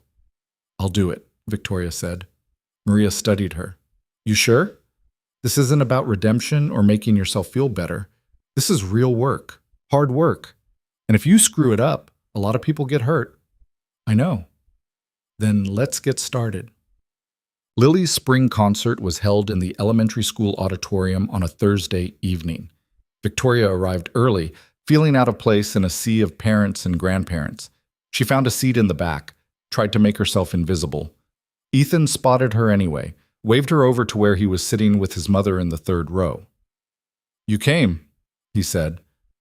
"I told you I would." Still, means something. The concert was exactly what you'd expect from an elementary school performance. Off-key singing, kids forgetting their parts, parents filming on phones and beaming with pride. Lily's class performed a song in ASL. No music, just movement and meaning. Victoria watched Lily's hands telling the story, watched the other children following along, watched parents in the audience trying to keep up. It was beautiful, messy and imperfect and real. After the concert, Lily ran up to Ethan, signing rapidly. He signed back, then turned to Victoria. "She wants to know what you thought." Victoria knelt down so she was eye level with Lily, signed slowly. "You were amazing." Lily's face lit up. She signed something back. "She says you're learning sign language," Ethan translated. "I'm trying. Your dad's been sending me videos to practice." Lily signed again, grinning. "She says your accent is terrible, but you'll get better." Victoria laughed. "She sounds like my cellmate." Lily looked confused. Ethan started to translate, but Victoria held up a hand. "It's okay. Inside joke." They walked out together, Lily between them, signing about the concert and her friends and what she wanted for dinner. Victoria watched them. This small family that had found her in a hallway and refused to let her stay invisible. "Thank you for inviting me," she said to Ethan. "Thank you for coming." They reached the parking lot, said goodbyes. Lily hugged Victoria, unexpected and fierce, before running off with Ethan's mother. Ethan lingered. "How's the community center project?" "Overwhelming, exciting, terrifying. So normal construction project stuff." "Pretty much." They stood in comfortable silence. "I meant what I said in prison," Ethan said finally, "about you being the only person who could do this. I believe that. Some days I do too. Other days I think I'm fooling myself. Then on those days, remember why you're doing it. Why am I doing it? Because 2 people died and you don't want anyone else to. Because you learned what it feels like to be invisible and you don't want other people to feel that way. Because you're trying to be better." Victoria's throat tightened. "What if I fail?" "Then you fail. But at least you tried." She nodded, couldn't speak. Ethan squeezed her shoulder. "See you next week. Maria says you need help reviewing contractor bids." You don't have to. I know. I'm doing it anyway." He walked away. Victoria stood alone in the parking lot, watching parents load kids into cars, listening to the sounds of normal life happening around her. She'd lost everything: her company, her reputation, her freedom. But standing there, thinking about the community center and Lily's concert and Ethan's quiet faith in her ability to be better, Victoria realized she'd gained something too. A chance to build something that mattered for reasons beyond profit. A chance to see people and be seen. A chance to matter in ways that actually meant something. She got in her car and drove toward Jennifer's apartment, where she had a room that wasn't hers and a life she was still figuring out how to build. But for the first time in as long as she could remember, Victoria felt like maybe that was enough. Maybe starting over didn't mean erasing everything that came before. Maybe it just meant learning how to carry it differently. The first contractor walked off the job after 2 weeks. Victoria stood in the gutted main hall of the community center, staring at the half-demolished wall and the note taped to a sawhorse. "Can't work under these conditions. Good luck." "What conditions?" she asked the empty room. Maria appeared in the doorway, holding 2 coffees. "Let me guess. Patterson quit." "How'd you know?" "Because you're standing here looking like someone died." Maria handed her a coffee. "What'd the note say?" Victoria showed her. Maria read it and snorted. Translation: "You asked him to redo work that wasn't up to code, and he got pissy about it." "I was polite." "You were right. That's different." Victoria sipped her coffee. It was terrible. Gas station quality, barely drinkable. But it was hot, and she was cold, and the building had no heat yet. "This is the 3rd contractor in 2 months," Victoria said. "I know. We're already behind schedule." "I know that too. And we're burning through the budget on hiring and firing people who can't handle being told to do their jobs correctly." Maria leaned against the doorframe. "So what do you want to do? Give up? Find someone who'll rubber stamp everything and hope the building doesn't collapse in 5 years?" "No." "Then stop complaining and find a contractor who actually knows what they're doing." Victoria wanted to argue, but Maria was right. She'd been settling for whoever would take the job instead of holding out for someone qualified. Her phone buzzed. Text from Ethan. "Heard Patterson quit. Want me to ask around?" "I know some people." She texted back, "Please. I'm running out of options." 3 hours later, Ethan showed up with a woman in work boots and a tool belt. "This is Rosa Delgado," he said. "She runs a renovation company, specializes in historic buildings." Rosa looked around the space with sharp, assessing eyes. Mid-50s, gray streaking through dark hair, hands that showed decades of manual labor. "You're Victoria Hale," Rosa said. Not a question. "Yes." "The one who went to prison?" "Yes." Rosa walked the perimeter, running her hand along the walls, checking the ceiling, crouching to examine the foundation. Victoria and Ethan stood silent, waiting. After 10 minutes, Rosa came back. "Your last contractor was an idiot," she said bluntly. "This wall he started demolishing, it's load-bearing. You take it out without proper support, the whole 2nd floor comes down." Victoria's stomach sank. "Can it be fixed?" "Yeah, but it'll cost you, and it'll take time." How much time? 2 weeks to stabilize. Then we start over on the demo, but do it right. How much money? Rosa pulled out a calculator, did some quick math. 30,000, give or take. Victoria looked at Maria. They'd already blown through their contingency fund dealing with the other contractors. We don't have it, Maria said quietly. Rosa shrugged.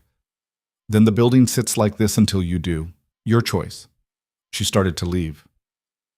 Victoria's mind raced. 30,000. She could ask Jennifer for a loan, but Jennifer had already done too much. Could try to fundraise, but that would take months. Wait, Victoria said. Rosa stopped.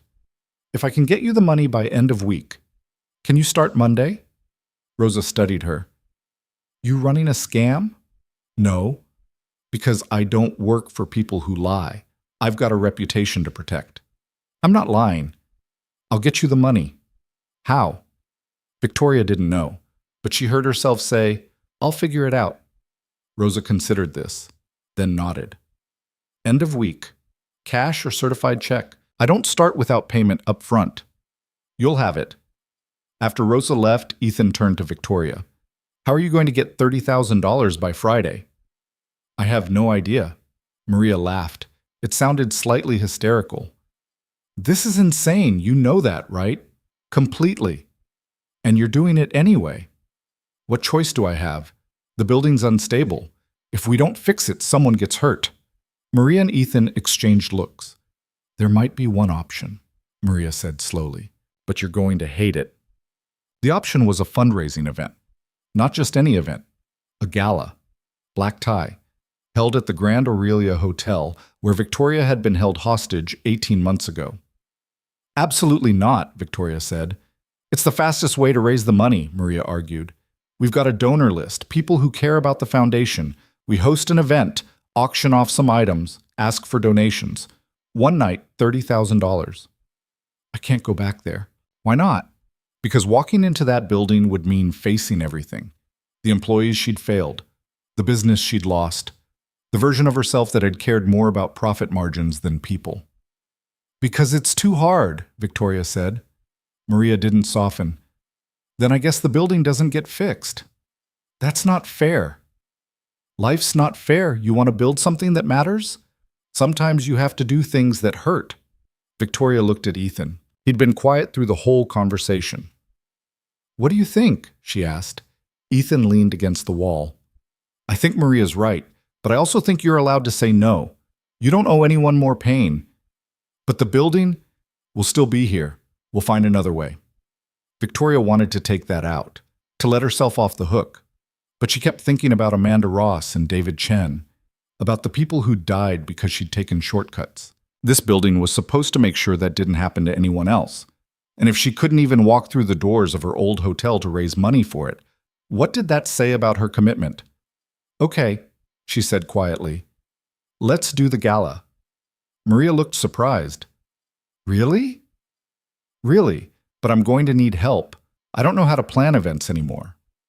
I'll handle logistics, Maria said. You just show up and smile.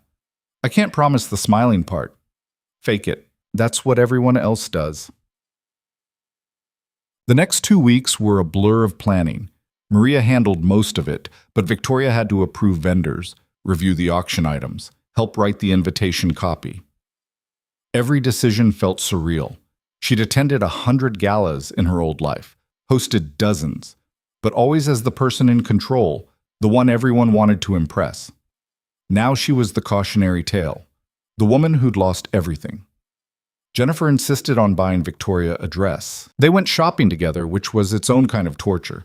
Victoria had forgotten how expensive formal wear was, how much time women were expected to spend looking perfect. This one, Jennifer said, holding up a dark blue gown. Simple. Elegant. Nothing flashy. Victoria tried it on. It fit perfectly. Made her look almost like her old self. I hate it, she said. Why? Because it feels like a costume. Like I'm pretending to be someone I'm not anymore. Jennifer adjusted the shoulder strap. You're not pretending. You're just showing up in a way that makes people comfortable enough to open their wallets. That's the definition of pretending. No, pretending is lying about who you are. This is just packaging the truth in a way people can handle. Victoria studied herself in the mirror. The woman looking back was thinner than she used to be, harder around the edges. The scar from where Marcus had hit her was still visible if you knew where to look. "I don't know if I can do this," she said. "Yes, you can." "How do you know?" "Because you went to prison rather than lie. Walking into a hotel is easy compared to that." Victoria wanted to believe her. The dress cost $1,800. Jennifer paid before Victoria could protest. "I'll pay you back," Victoria said in the car. "No, you won't. Consider it an investment." "In what?" "In you not looking like you got your outfit from a thrift store." Victoria almost laughed. Almost. The night of the gala arrived too fast. Victoria stood outside the Grand Aurelia at 7:30, watching people in expensive clothes walk through the doors she used to own. Her hands were shaking. She'd hidden them in her coat pockets so no one would see. "You ready?" Jennifer asked. She'd come as Victoria's +1, moral support disguised as legal counsel. "No." "Good. Let's go anyway." They walked through the entrance together. The lobby looked the same. Crystal chandeliers, marble floors, that specific smell of luxury hotels, fresh flowers and expensive cologne and money. But everything felt different. Employees glanced at her as she passed, some with recognition, some with curiosity, a few with what might have been sympathy. Daniel, the concierge who'd waved at her the day of the hostage situation, was still at his post. He saw her and froze. Victoria walked over. "Hi, Daniel," she said. "Ms. Hale, I didn't expect to see you here." "I didn't expect to be here." Awkward silence. "How are you doing?" Victoria asked. "Did you get that apartment?" Daniel blinked. "You remember that?" "Of course." Yeah, I got it. Thanks for asking." "Good.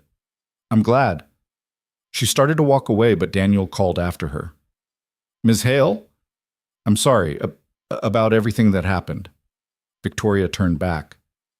"You don't have anything to be sorry for." Still, it must have been hard.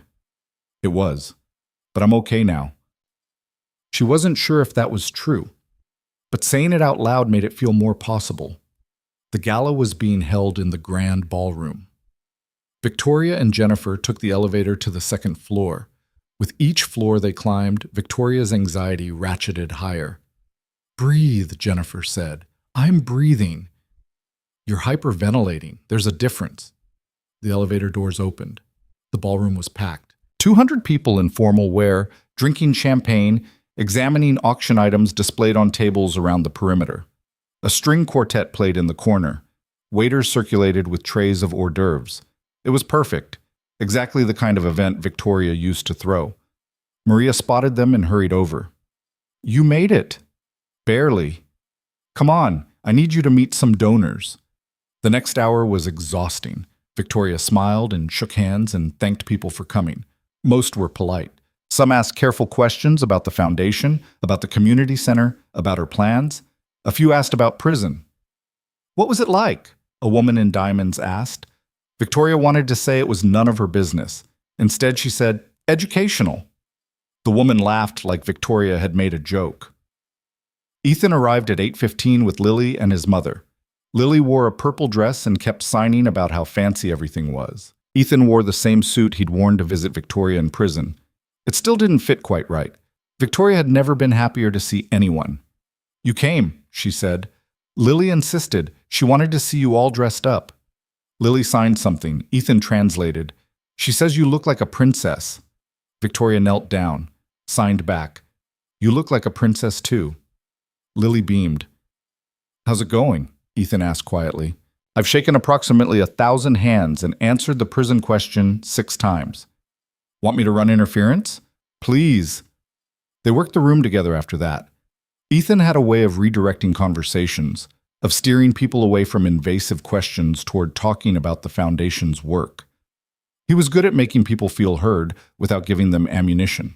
Victoria watched him interact with donors and realized something.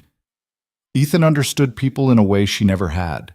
He saw them, really saw them, not as resources or obstacles, but as human beings with their own stories and struggles. That was what she'd been missing all those years, the ability to see. At 9 o'clock, Maria took the microphone for the auction. The items were modest compared to what Victoria used to see at these events. A weekend stay at a bed and breakfast, dinner for 4 at a nice restaurant, a signed guitar from a local musician, but people bid enthusiastically. The weekend stay went for $2,000, the dinner for $1,500, the guitar for $3,000. By the time the auction ended, they'd raised $28,000. Close, but not enough. Maria took the mic again.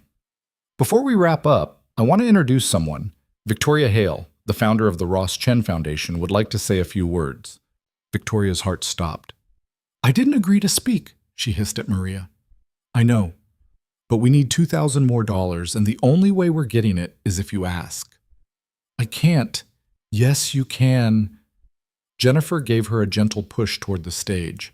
Victoria walked up on shaking legs, took the microphone, looked out at 200 faces watching her. Her mind went blank. She'd given speeches before, hundreds of them.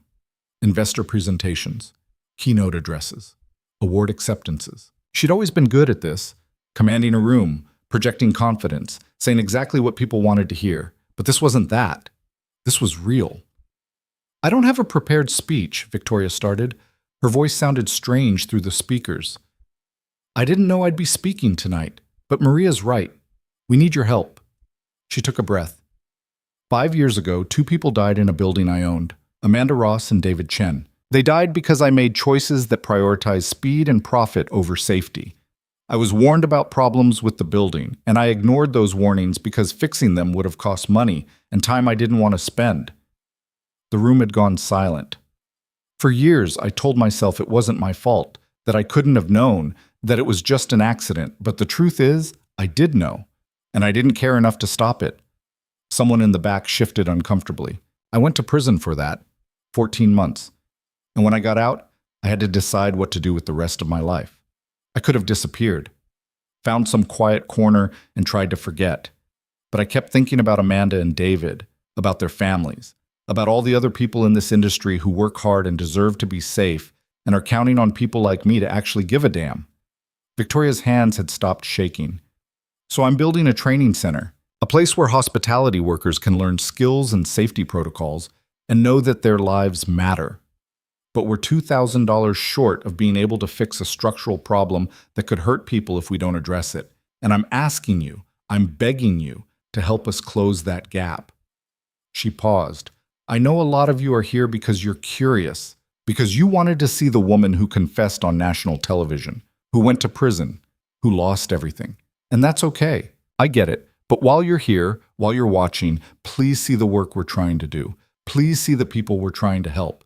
Please care enough to make sure what happened to Amanda and David doesn't happen to anyone else." Victoria set down the microphone and walked off the stage. The applause started slowly, then built. By the time she reached Jennifer, the whole room was standing. "Holy hell," Jennifer whispered. "That was terrible," Victoria finished. "I rambled. I got emotional. I begged." "It was perfect." Maria grabbed Victoria's arm. "We just got 5 donations, $10,000 total." Victoria stared at her. "What?" "People are still pledging. We hit the goal. We hit it 3 times over." Victoria felt her knees go weak. Jennifer caught her elbow. "You did it," Jennifer said. "We did it." Ethan appeared, Lily in tow. The little girl was signing rapidly.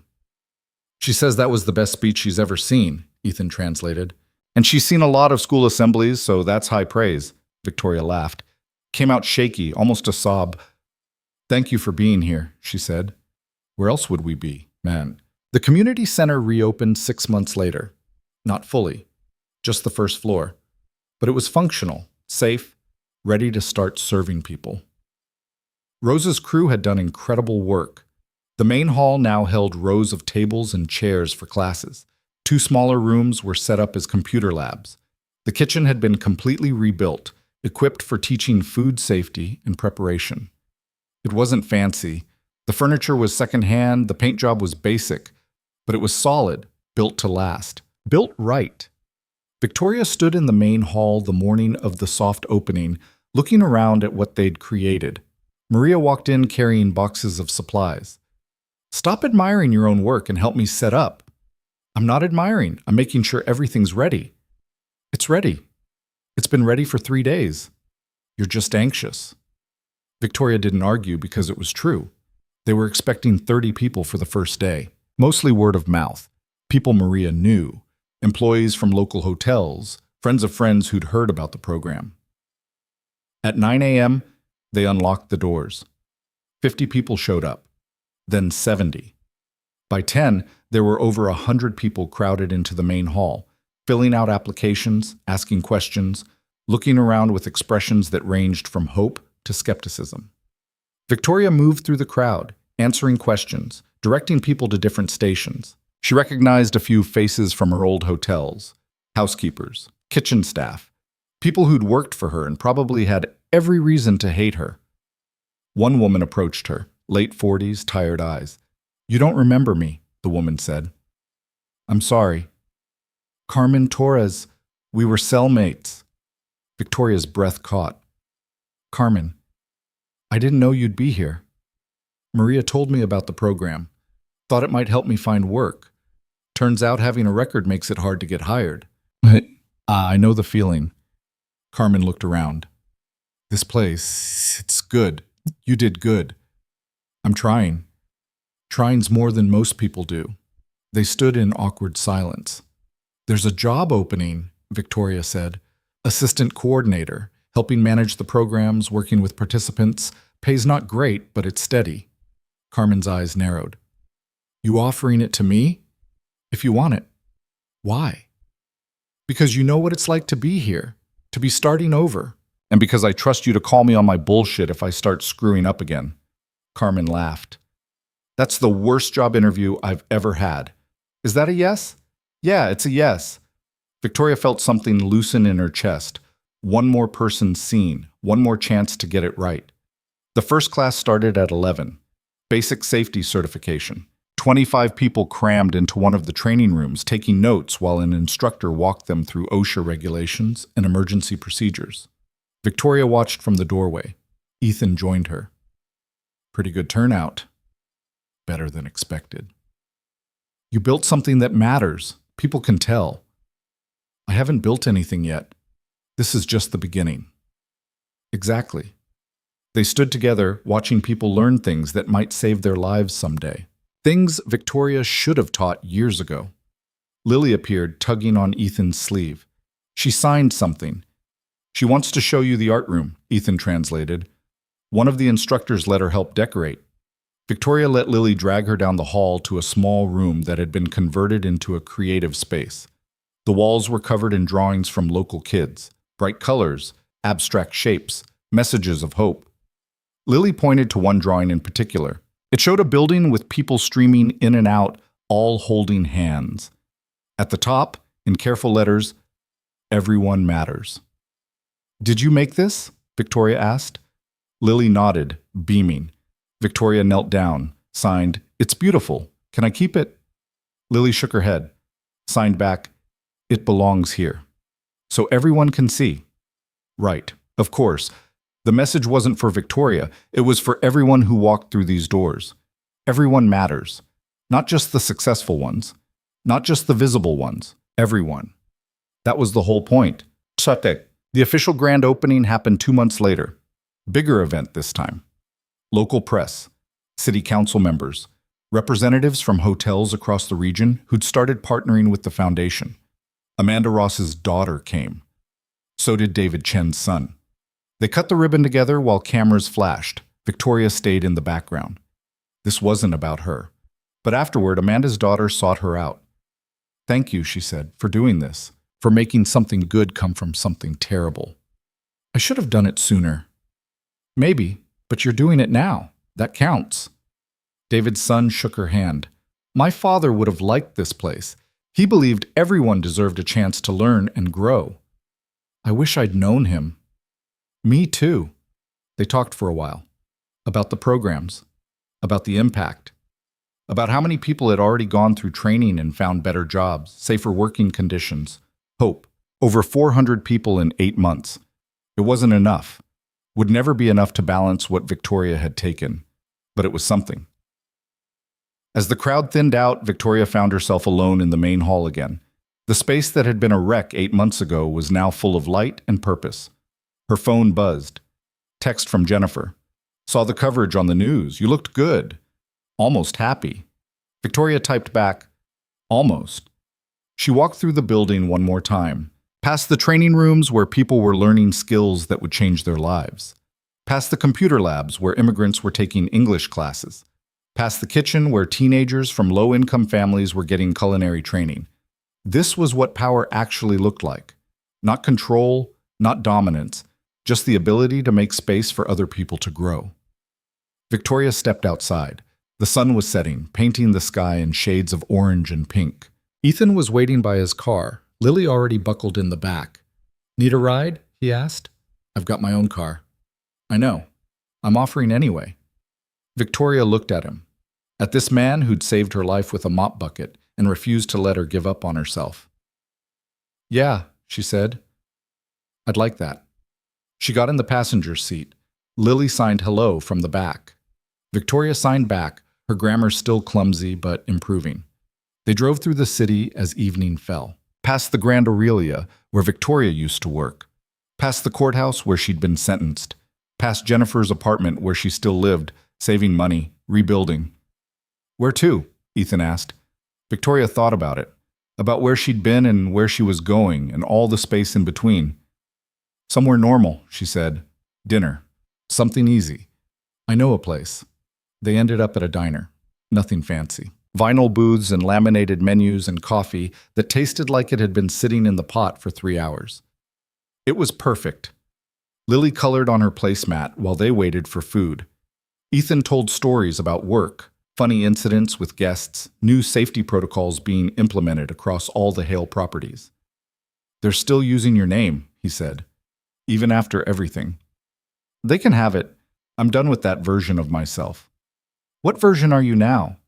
Victoria thought about that, about the woman who'd gone to prison and come out different, who'd learned to see people instead of just using them, who was trying every single day to be someone worth the second chance she'd been given.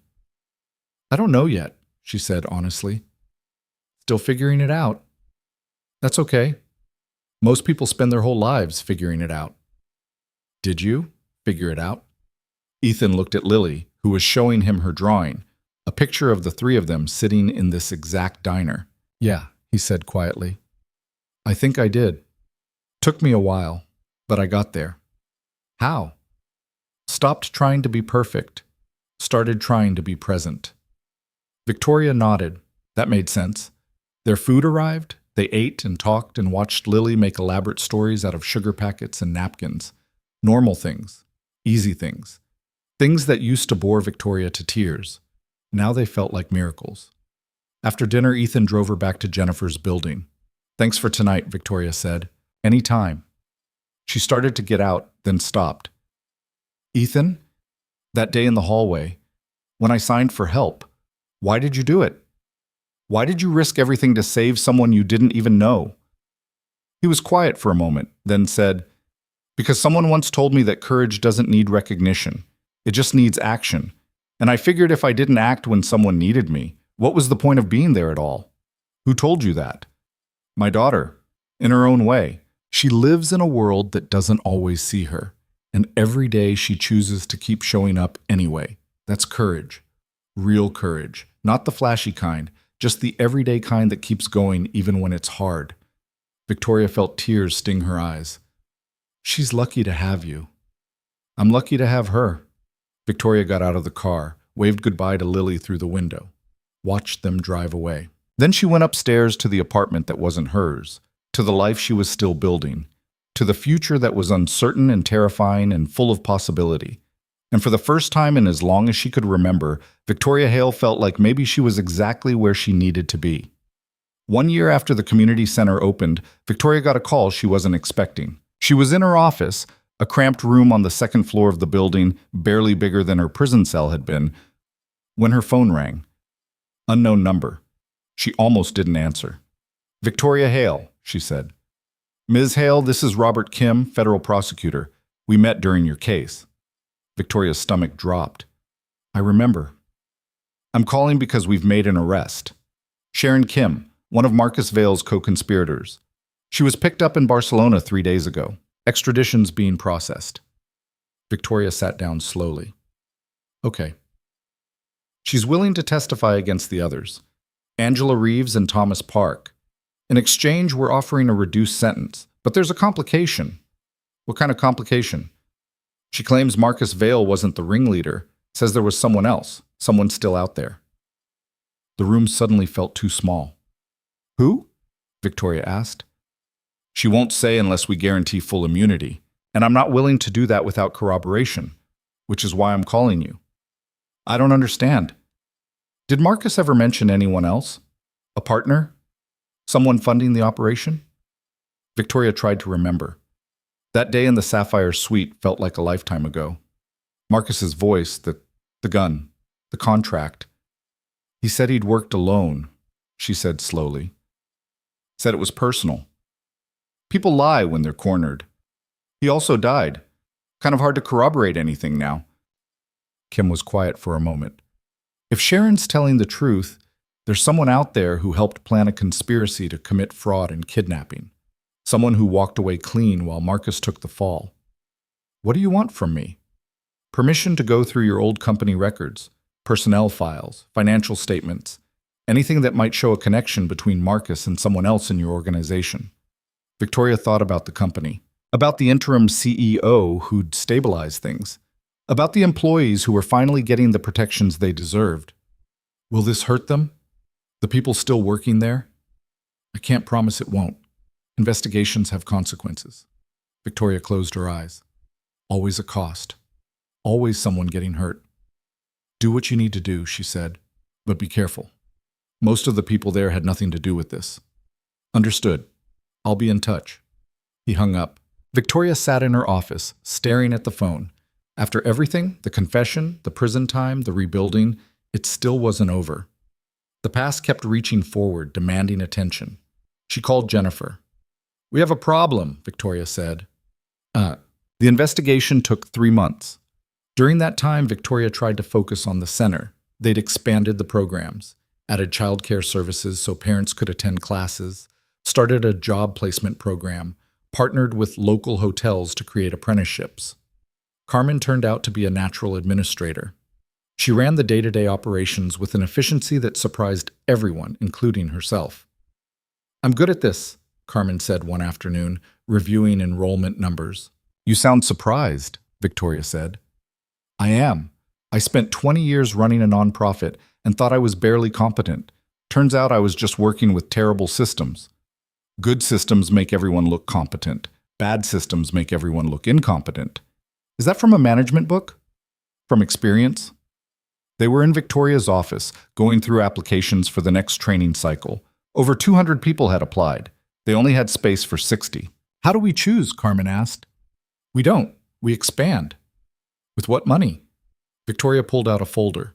Inside were letters from 3 hotel chains, including Hale Hospitality Group, offering to fund expansion in exchange for preferential hiring access to trained graduates.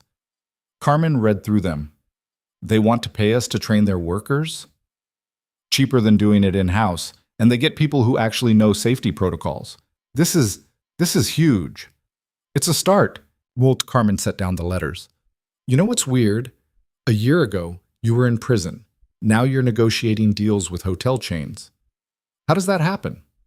Victoria thought about it. People want to believe in redemption, and corporations want good PR. We're giving them both. Cynical. Realistic. Fair enough. The expansion plan would double their capacity. Add 2 more floors to the building. Create partnerships across the region. It was ambitious, maybe too ambitious. But Victoria had learned that the only way forward was through. No shortcuts. No cutting corners. Just hard work and honest effort. Even if it meant facing the past one more time. Robert Kim called again in April. We found something, he said. Financial records showing regular payments from an account registered to a shell company. The payments went to Marcus Vale, Angela Reeves, and Thomas Park. Started 3 years ago. Stopped the day of the hostage situation.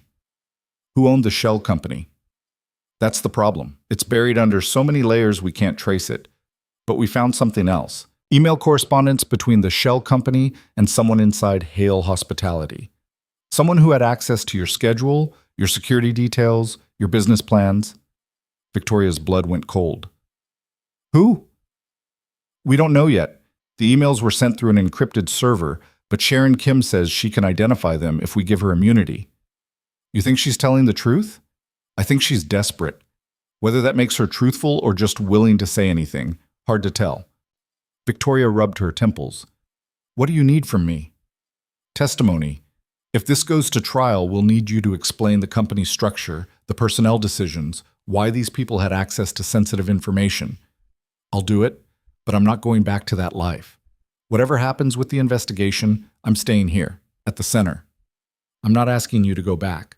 I'm asking you to help close the case. Then yes, I'll testify. After Kim hung up, Victoria sat in the quiet office. Outside, she could hear the sounds of the center, people talking, chairs scraping, someone laughing at something in one of the classrooms. This was her life now, not courtrooms or corporate battles, just this building and the people trying to make better lives for themselves. Whatever came next, she wouldn't let it destroy this. Sharon Kim's testimony happened in June. Victoria sat in the federal courthouse, watching through a window as prosecutors questioned the woman who'd helped plan the conspiracy. Sharon looked smaller than Victoria remembered, grayer, beaten down by months in custody. Jennifer sat beside Victoria. You okay? No. Want to leave? No. They watched as Sharon detailed the plan, how Marcus had recruited her and the others, how they'd spent years gathering evidence of Victoria's mistakes, how they'd planned to use that evidence to force a transfer of the company, then liquidate everything. It was supposed to be clean, Sharon said. Her voice was quiet through the speaker. No one was supposed to get hurt. Marcus just wanted Victoria to know what it felt like to lose everything. The prosecutor leaned forward. But someone else was funding this operation. Who? Sharon hesitated, glanced at her lawyer. Full immunity, her lawyer reminded the prosecutor. Already granted. Sharon took a breath. Richard Holbrook. He was Victoria's CFO, the one who recommended the staff cuts that got us all fired. Victoria's world tilted. Richard. She'd worked with him for 10 years, trusted him with the company's finances. He'd been at her side through acquisitions and expansions and late-night strategy sessions, and he'd helped orchestrate her destruction. Why? The prosecutor asked. Because Victoria was going to fire him. He'd been embezzling for years, small amounts, nothing that would trigger audits. But Victoria had hired external consultants to review the books. They were getting close, so Richard decided to burn it all down before anyone found out. The prosecutor showed Sharon a document. Is this the communication between you and Holbrook? Sharon studied it. Yes, that's his private email. He promised us each $2 million once the liquidation was complete. Did you receive that money? No, Marcus died. The plan fell apart. Richard disappeared. Victoria stood up. She couldn't listen anymore. Jennifer followed her into the hallway. I trusted him, Victoria said. Her voice shook. For 10 years. I trusted him. I know. He was embezzling, and instead of facing consequences, he tried to destroy the entire company. People protect themselves. You know that. Victoria leaned against the wall. I fired 50 people to protect his budget recommendations. People lost their jobs because I believed him when he said we needed to cut costs. That's not your fault. Isn't it? I signed the memo. I made the choice. Jennifer grabbed Victoria's shoulders. Listen to me. Richard Holbrook is responsible for Richard Holbrook's choices. Marcus Vail is responsible for Marcus Vail's choices. You are responsible for your choices. You owned what you did wrong. You went to prison. You're building something better. That's all you can do. It doesn't feel like enough. It never will. That's the price of having a conscience. They stood in the courthouse hallway, surrounded by the machinery of justice grinding slowly forward. Do they know where Richard is? Victoria asked. Not yet, but they will. People like him always get found eventually. Victoria wanted to believe that. Wanted to believe in some cosmic balance where bad people faced consequences and good people got rewarded. But she'd lived too long to think the world worked that way. Sometimes bad people disappeared. Sometimes good people suffered. Sometimes justice was just a word people used to make themselves feel better. All you could do was try, keep trying, even when it felt impossible. Richard Holbrook was arrested 2 weeks later in the Cayman Islands. The news broke while Victoria was teaching a safety certification class. Her phone buzzed with alerts. She ignored them until the class ended. 53 messages. All saying the same thing: they got him. Victoria excused herself, called Kim from her office. "We picked him up this morning," Kim said. "He's being extradited. Should be back in the States by tomorrow." "What's he being charged with?" "Embezzlement, fraud, conspiracy to commit kidnapping. We're still building the case, but we have enough to put him away for 20 years. 20 years. More than Victoria had served. More than Marcus's co-conspirators would serve. It should have felt like victory. Instead, Victoria just felt tired. "What happens now?" she asked. "We build the case, go to trial, get a conviction." "And me?" "You testify, tell the truth, then you get to go back to your life." Victoria looked around her small office. At the photos on the wall, graduation pictures from people who'd completed the training program. At the chart showing enrollment growth. At the letter from Lily, decorated with stickers and careful handwriting. This was her life. This small room in a renovated building where people came to learn and grow and hope. "Okay," she said. "I'll testify." The trial took place in September. Victoria sat in the witness box for 3 hours, answering questions about the company, about Richard, about the decisions that had led to the staff cuts. Richard sat at the defense table, looking older than she remembered. His expensive suit couldn't hide the fear in his eyes. "Did you trust Mr. Holbrook?" the prosecutor asked. "Yes," Victoria said. "Completely." "Why?" "Because he was good at his job. Because he gave me advice that made the company profitable. Because I thought he cared about the business as much as I did." "When did you learn he was embezzling?" "After I got out of prison, when the investigation started." "How much did he steal?" "Over $3 million across 8 years. A murmur went through the courtroom. "And you had no idea?" the prosecutor asked. "No, he managed the finances. I trusted him to do it honestly." "Would you have fired him if you'd known?" Victoria looked at Richard. He wouldn't meet her eyes. "Yes," she said, "immediately." The defense attorney, a woman in her 60s with sharp eyes, stood for cross-examination. "Ms. Hale, you went to prison for negligent homicide, is that correct?" "Yes." "You concealed evidence about safety violations that resulted in 2 deaths." "I didn't conceal evidence. I failed to act on warnings. But yes, people died because of my choices." "So you admit you're not exactly a reliable judge of character." "Objection," the prosecutor said. "Relevance." "I'm establishing credibility," the defense attorney said. The judge allowed it. "I made mistakes," Victoria said. "I trusted the wrong people. I prioritized the wrong things. I hurt people. All of that is true." "Then how can this jury trust your testimony about my client?" Victoria met the attorney's eyes. "Because I'm telling the truth. Richard Holbrook embezzled money. He conspired with former employees to destroy the company. And when his plan failed, he ran. Those are facts. Whether you trust me doesn't change them." The defense attorney tried a few more angles, questioned Victoria's memory, suggested she was biased, implied she was testifying to deflect from her own crimes. Victoria answered every question calmly, honestly, without embellishment. After 3 hours, the judge dismissed her. Victoria left the witness box feeling hollowed out. Ethan was waiting in the hallway. He'd taken the day off to be there. Lily was in school, but he'd promised to pick her up afterward and bring her to see Victoria. "How'd it go?" he asked. "I told the truth. That's all I could do." "That's all anyone can ask." They walked out of the courthouse together. The late summer sun was bright, almost blinding after the fluorescent-lit courtroom. "You want to grab lunch?" Ethan asked. "My treat. I should get back to the center. Carmen's got it covered.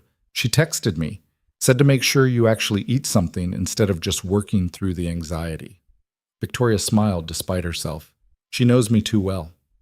"That's what happens when you share a cell." They found a sandwich shop nearby. Nothing fancy, just tables and chairs and food that tasted like food instead of courtroom stress. "Can I ask you something?" Victoria said. "Sure. Why are you still here? After everything? The hostage situation? The trial? All of it. Why do you still show up?" Ethan considered this. "Because you did something most people don't. You admitted you were wrong. You faced consequences, and you didn't use those consequences as an excuse to give up. That's rare. Worth supporting." "I'm not special. You are special. Not because you're perfect, because you're trying every day, even when it's hard." Victoria's throat tightened. "I don't know how to do this. How to be this person. The one who builds things instead of destroying them." "You're already doing it. You just don't see it yet." They finished lunch. Ethan paid despite Victoria's protests. Then they walked back to the center together. Lily was waiting outside with Ethan's mother. When she saw Victoria, she ran over and hugged her. Victoria knelt down. Signed, "How was school?" Lily signed back rapidly. Something about a project and a friend in recess.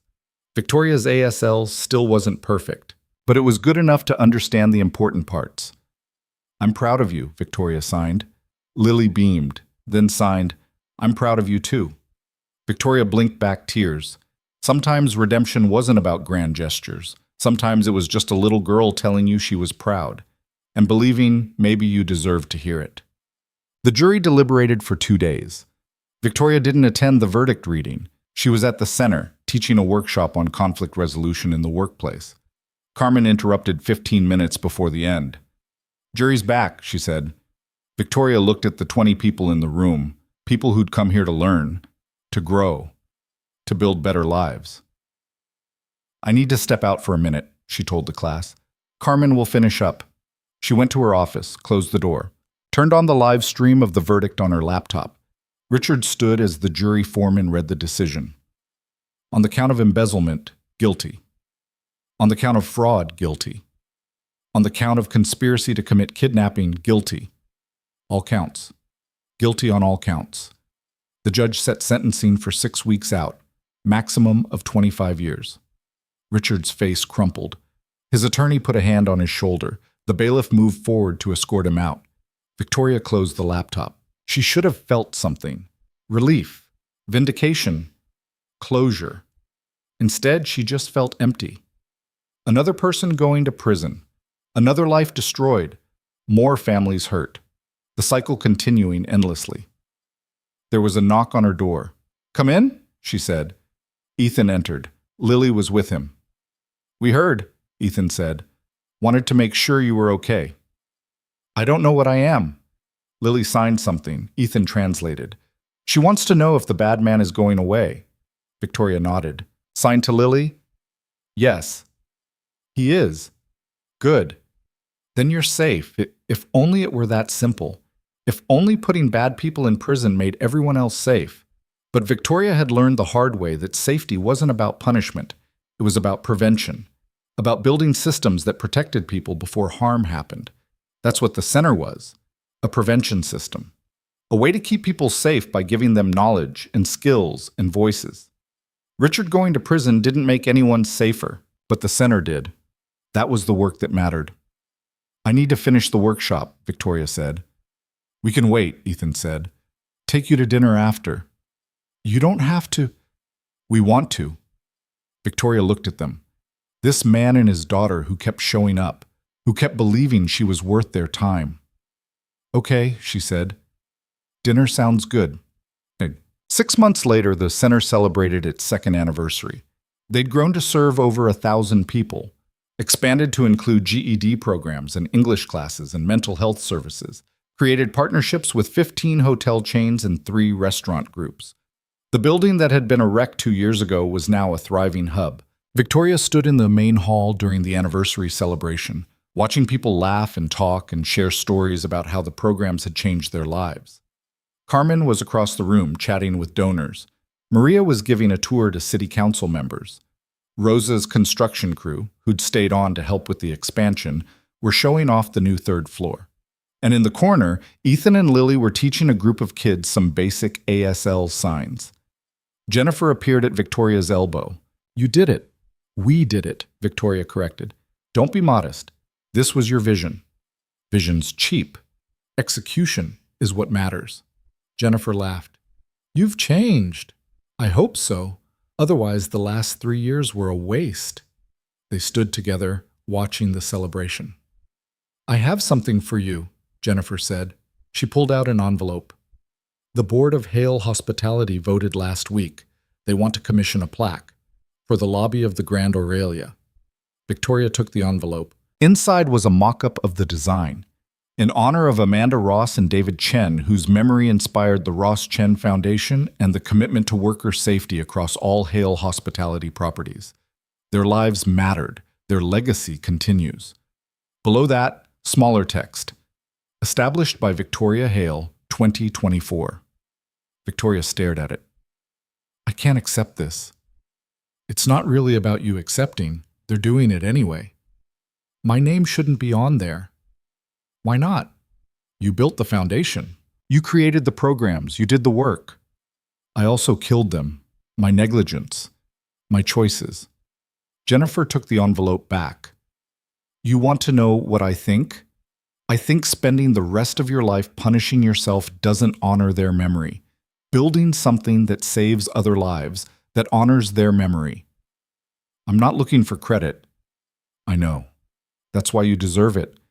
Victoria didn't know what to say to that. Across the room, someone called for speeches. Maria took the microphone, thanked everyone for coming, talked about the impact of the programs. Then she called Victoria up. Victoria's instinct was to refuse, to let someone else speak, to stay invisible. But she thought about Amanda and David, about Marcus and Richard, about all the people who'd been overlooked and forgotten and hurt by systems that didn't see them. She walked to the front of the room. 2 years ago, she started, this building was falling apart. The foundation barely existed, and I was just out of prison trying to figure out if I could build something that mattered. People listened quietly. I didn't know if it would work. I didn't know if anyone would come. I didn't know if I was capable of creating something good after spending so long creating things that hurt people. Victoria looked at the faces watching her, people who'd trusted the center, who'd believed in second chances. But you showed up. You took a risk on a program run by someone with a criminal record. You believed that maybe, just maybe, people could change. And because you believed that, we're standing here today. 1,000 people trained, hundreds of jobs filled, lives changed. She paused. I can't undo the past. I can't bring back the people I hurt. But I can honor their memory by making sure what happened to them doesn't happen to anyone else. That's what this place is. A promise. That everyone matters. That everyone deserves to be safe. That everyone deserves to be seen. The room erupted in applause. Victoria stepped down, feeling overwhelmed. Carmen grabbed her arm. That was good, Carmen said. It was okay. Take the compliment. Victoria smiled. It was good. The evening wound down slowly. People filtered out, hugging goodbye, promising to stay in touch. The volunteers cleaned up. The caterers packed their equipment. By 9 o'clock, it was just Victoria, Carmen, Maria, Ethan, and Lily left in the building. They sat in the main hall, exhausted and happy. We should do this every year, Maria said. Absolutely not, Carmen replied. Once a year is enough stress. But it was a good stress. There's no such thing as good stress. They argued playfully while Lily showed Victoria a drawing she'd made during the celebration. The building, filled with people, everyone smiling. Can I keep this one? Victoria asked. Lily nodded, signed, It's for you, to remember today.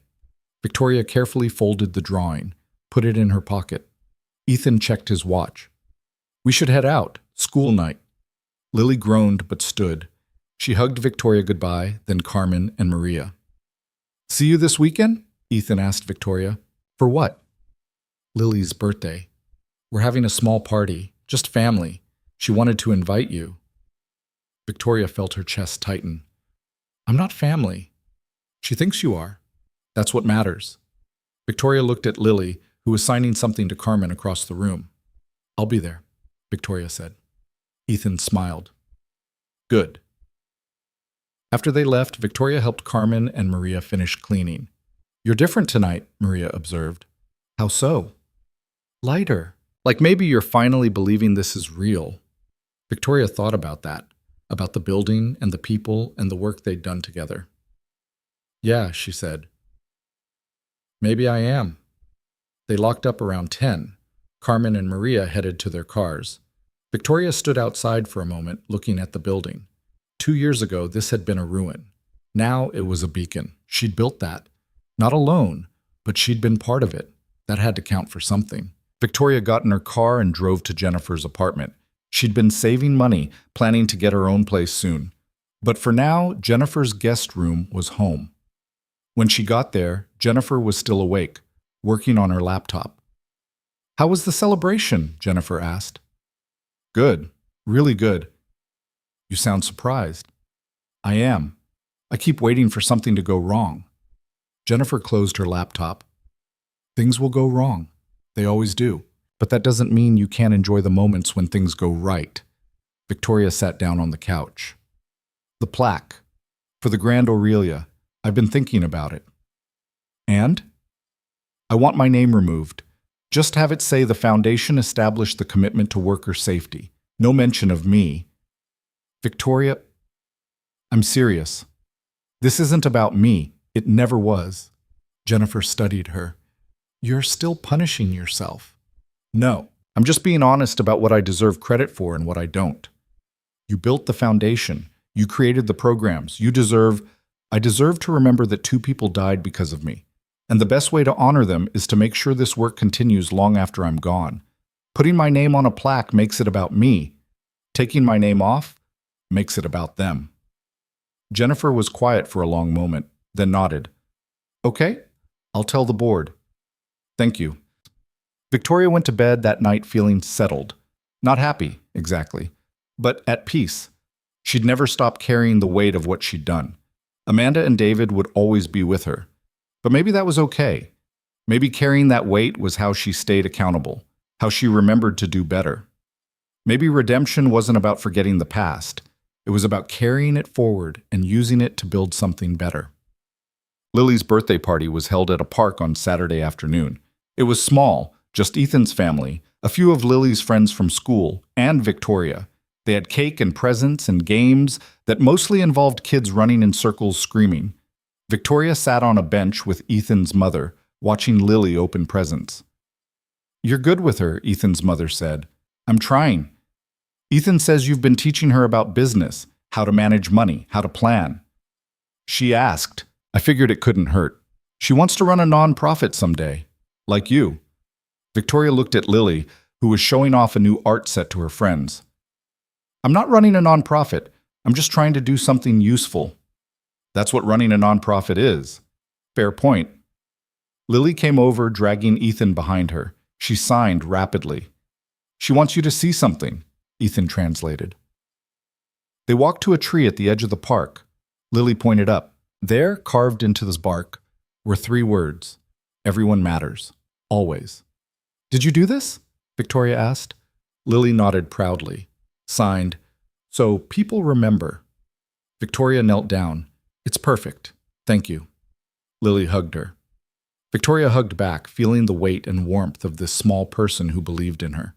When the party ended, Victoria helped clean up, threw away plates and cups, folded up the tablecloth, packed leftover cake. Normal things, mundane things, things she'd never appreciated before. Ethan walked her to her car. "Thanks for coming," he said. "Thanks for inviting me. Lily really loves you, you know." "I love her too." They stood in comfortable silence. "Can I tell you something?" Ethan asked. "Sure." "That day in the hallway, when you signed for help, I almost didn't understand. Your signs were sloppy. I almost thought I was misreading." Victoria felt cold. "But you didn't." "No, because I chose to believe you were asking for help instead of dismissing it as a mistake. And that choice, that split second, changed everything." "What are you saying?" "I'm saying we all have those moments where we can choose to see someone or look away, choose to help or ignore, choose to believe or dismiss, and the choice we make matters." Victoria thought about all the moments she'd looked away, all the people she'd dismissed, all the times she'd chosen profit over people, convenience over compassion. I spent 15 years making the wrong choice, she said. Yeah, but you're making different choices now. That's what matters. Victoria hugged him. It surprised them both. Thank you, she said, for everything, for seeing me when I needed it most. You did the same for everyone at that center. You saw them. You made them matter. They separated. Victoria got in her car, drove home. And for the first time since Marcus had pressed that gun into her spine, Victoria felt truly free. Not because the consequences were over, not because she'd been forgiven, but because she'd learned what actually mattered. Not power, not success, not even redemption, just showing up every day and choosing to see people, choosing to believe they mattered, choosing to act like their lives were worth protecting. That was enough. That was everything. 3 months later, Victoria finally moved into her own apartment. It was small, one bedroom in a neighborhood that had seen better days. But it was hers, earned with paychecks from the foundation, filled with secondhand furniture and drawings from Lily and photos from the center. Jennifer helped her move in. You sure about this? Jennifer asked, carrying a box of kitchen supplies. I need my own space. You've been amazing, but it's time. Fair enough. But if you need anything, I know where you live. They unpacked in comfortable silence, organized the kitchen, hung pictures, made the place feel lived in. As the sun set, they sat on the floor eating takeout. What's next? Jennifer asked. Victoria thought about that, about the center's expansion plans, about the new training programs being developed, about the lives being changed every day. More of this, she said. Keep building, keep showing up, keep trying. That's it? That's your grand plan? That's it, Jennifer smiled. I think it's a good plan. They finished eating. Jennifer left around 9. Victoria stood in her new apartment, looking around at the space that was finally, truly hers. Her phone buzzed. Text from Ethan. Lily says congratulations on your new place. She wants to come over and decorate. Victoria texted back. Tell her I'd love that. Then she walked to the window, looked out at the city, at the lights and the buildings and the millions of people living their lives. Somewhere out there, someone was struggling. Someone was being overlooked. Someone was invisible. Victoria couldn't save them all, couldn't fix every broken system, couldn't undo every mistake, but she could keep showing up, keep building, keep choosing to see. One person at a time, one choice at a time, one day at a time. That was the work. That was the legacy. Not perfection, just persistence. Not redemption, just responsibility. Not power, just purpose. Victoria turned away from the window, unpacked the last box, set up her small desk in the corner where morning light would hit. Tomorrow she'd wake up and go to the center. She'd teach classes and review budgets and help people build better lives. And the next day, she'd do it again. And the day after that. For as long as it took. For as long as she had. Because 2 people had died and she couldn't bring them back. But she could honor their memory by making sure their deaths meant something, by making sure no one else was invisible, by making sure everyone mattered, always.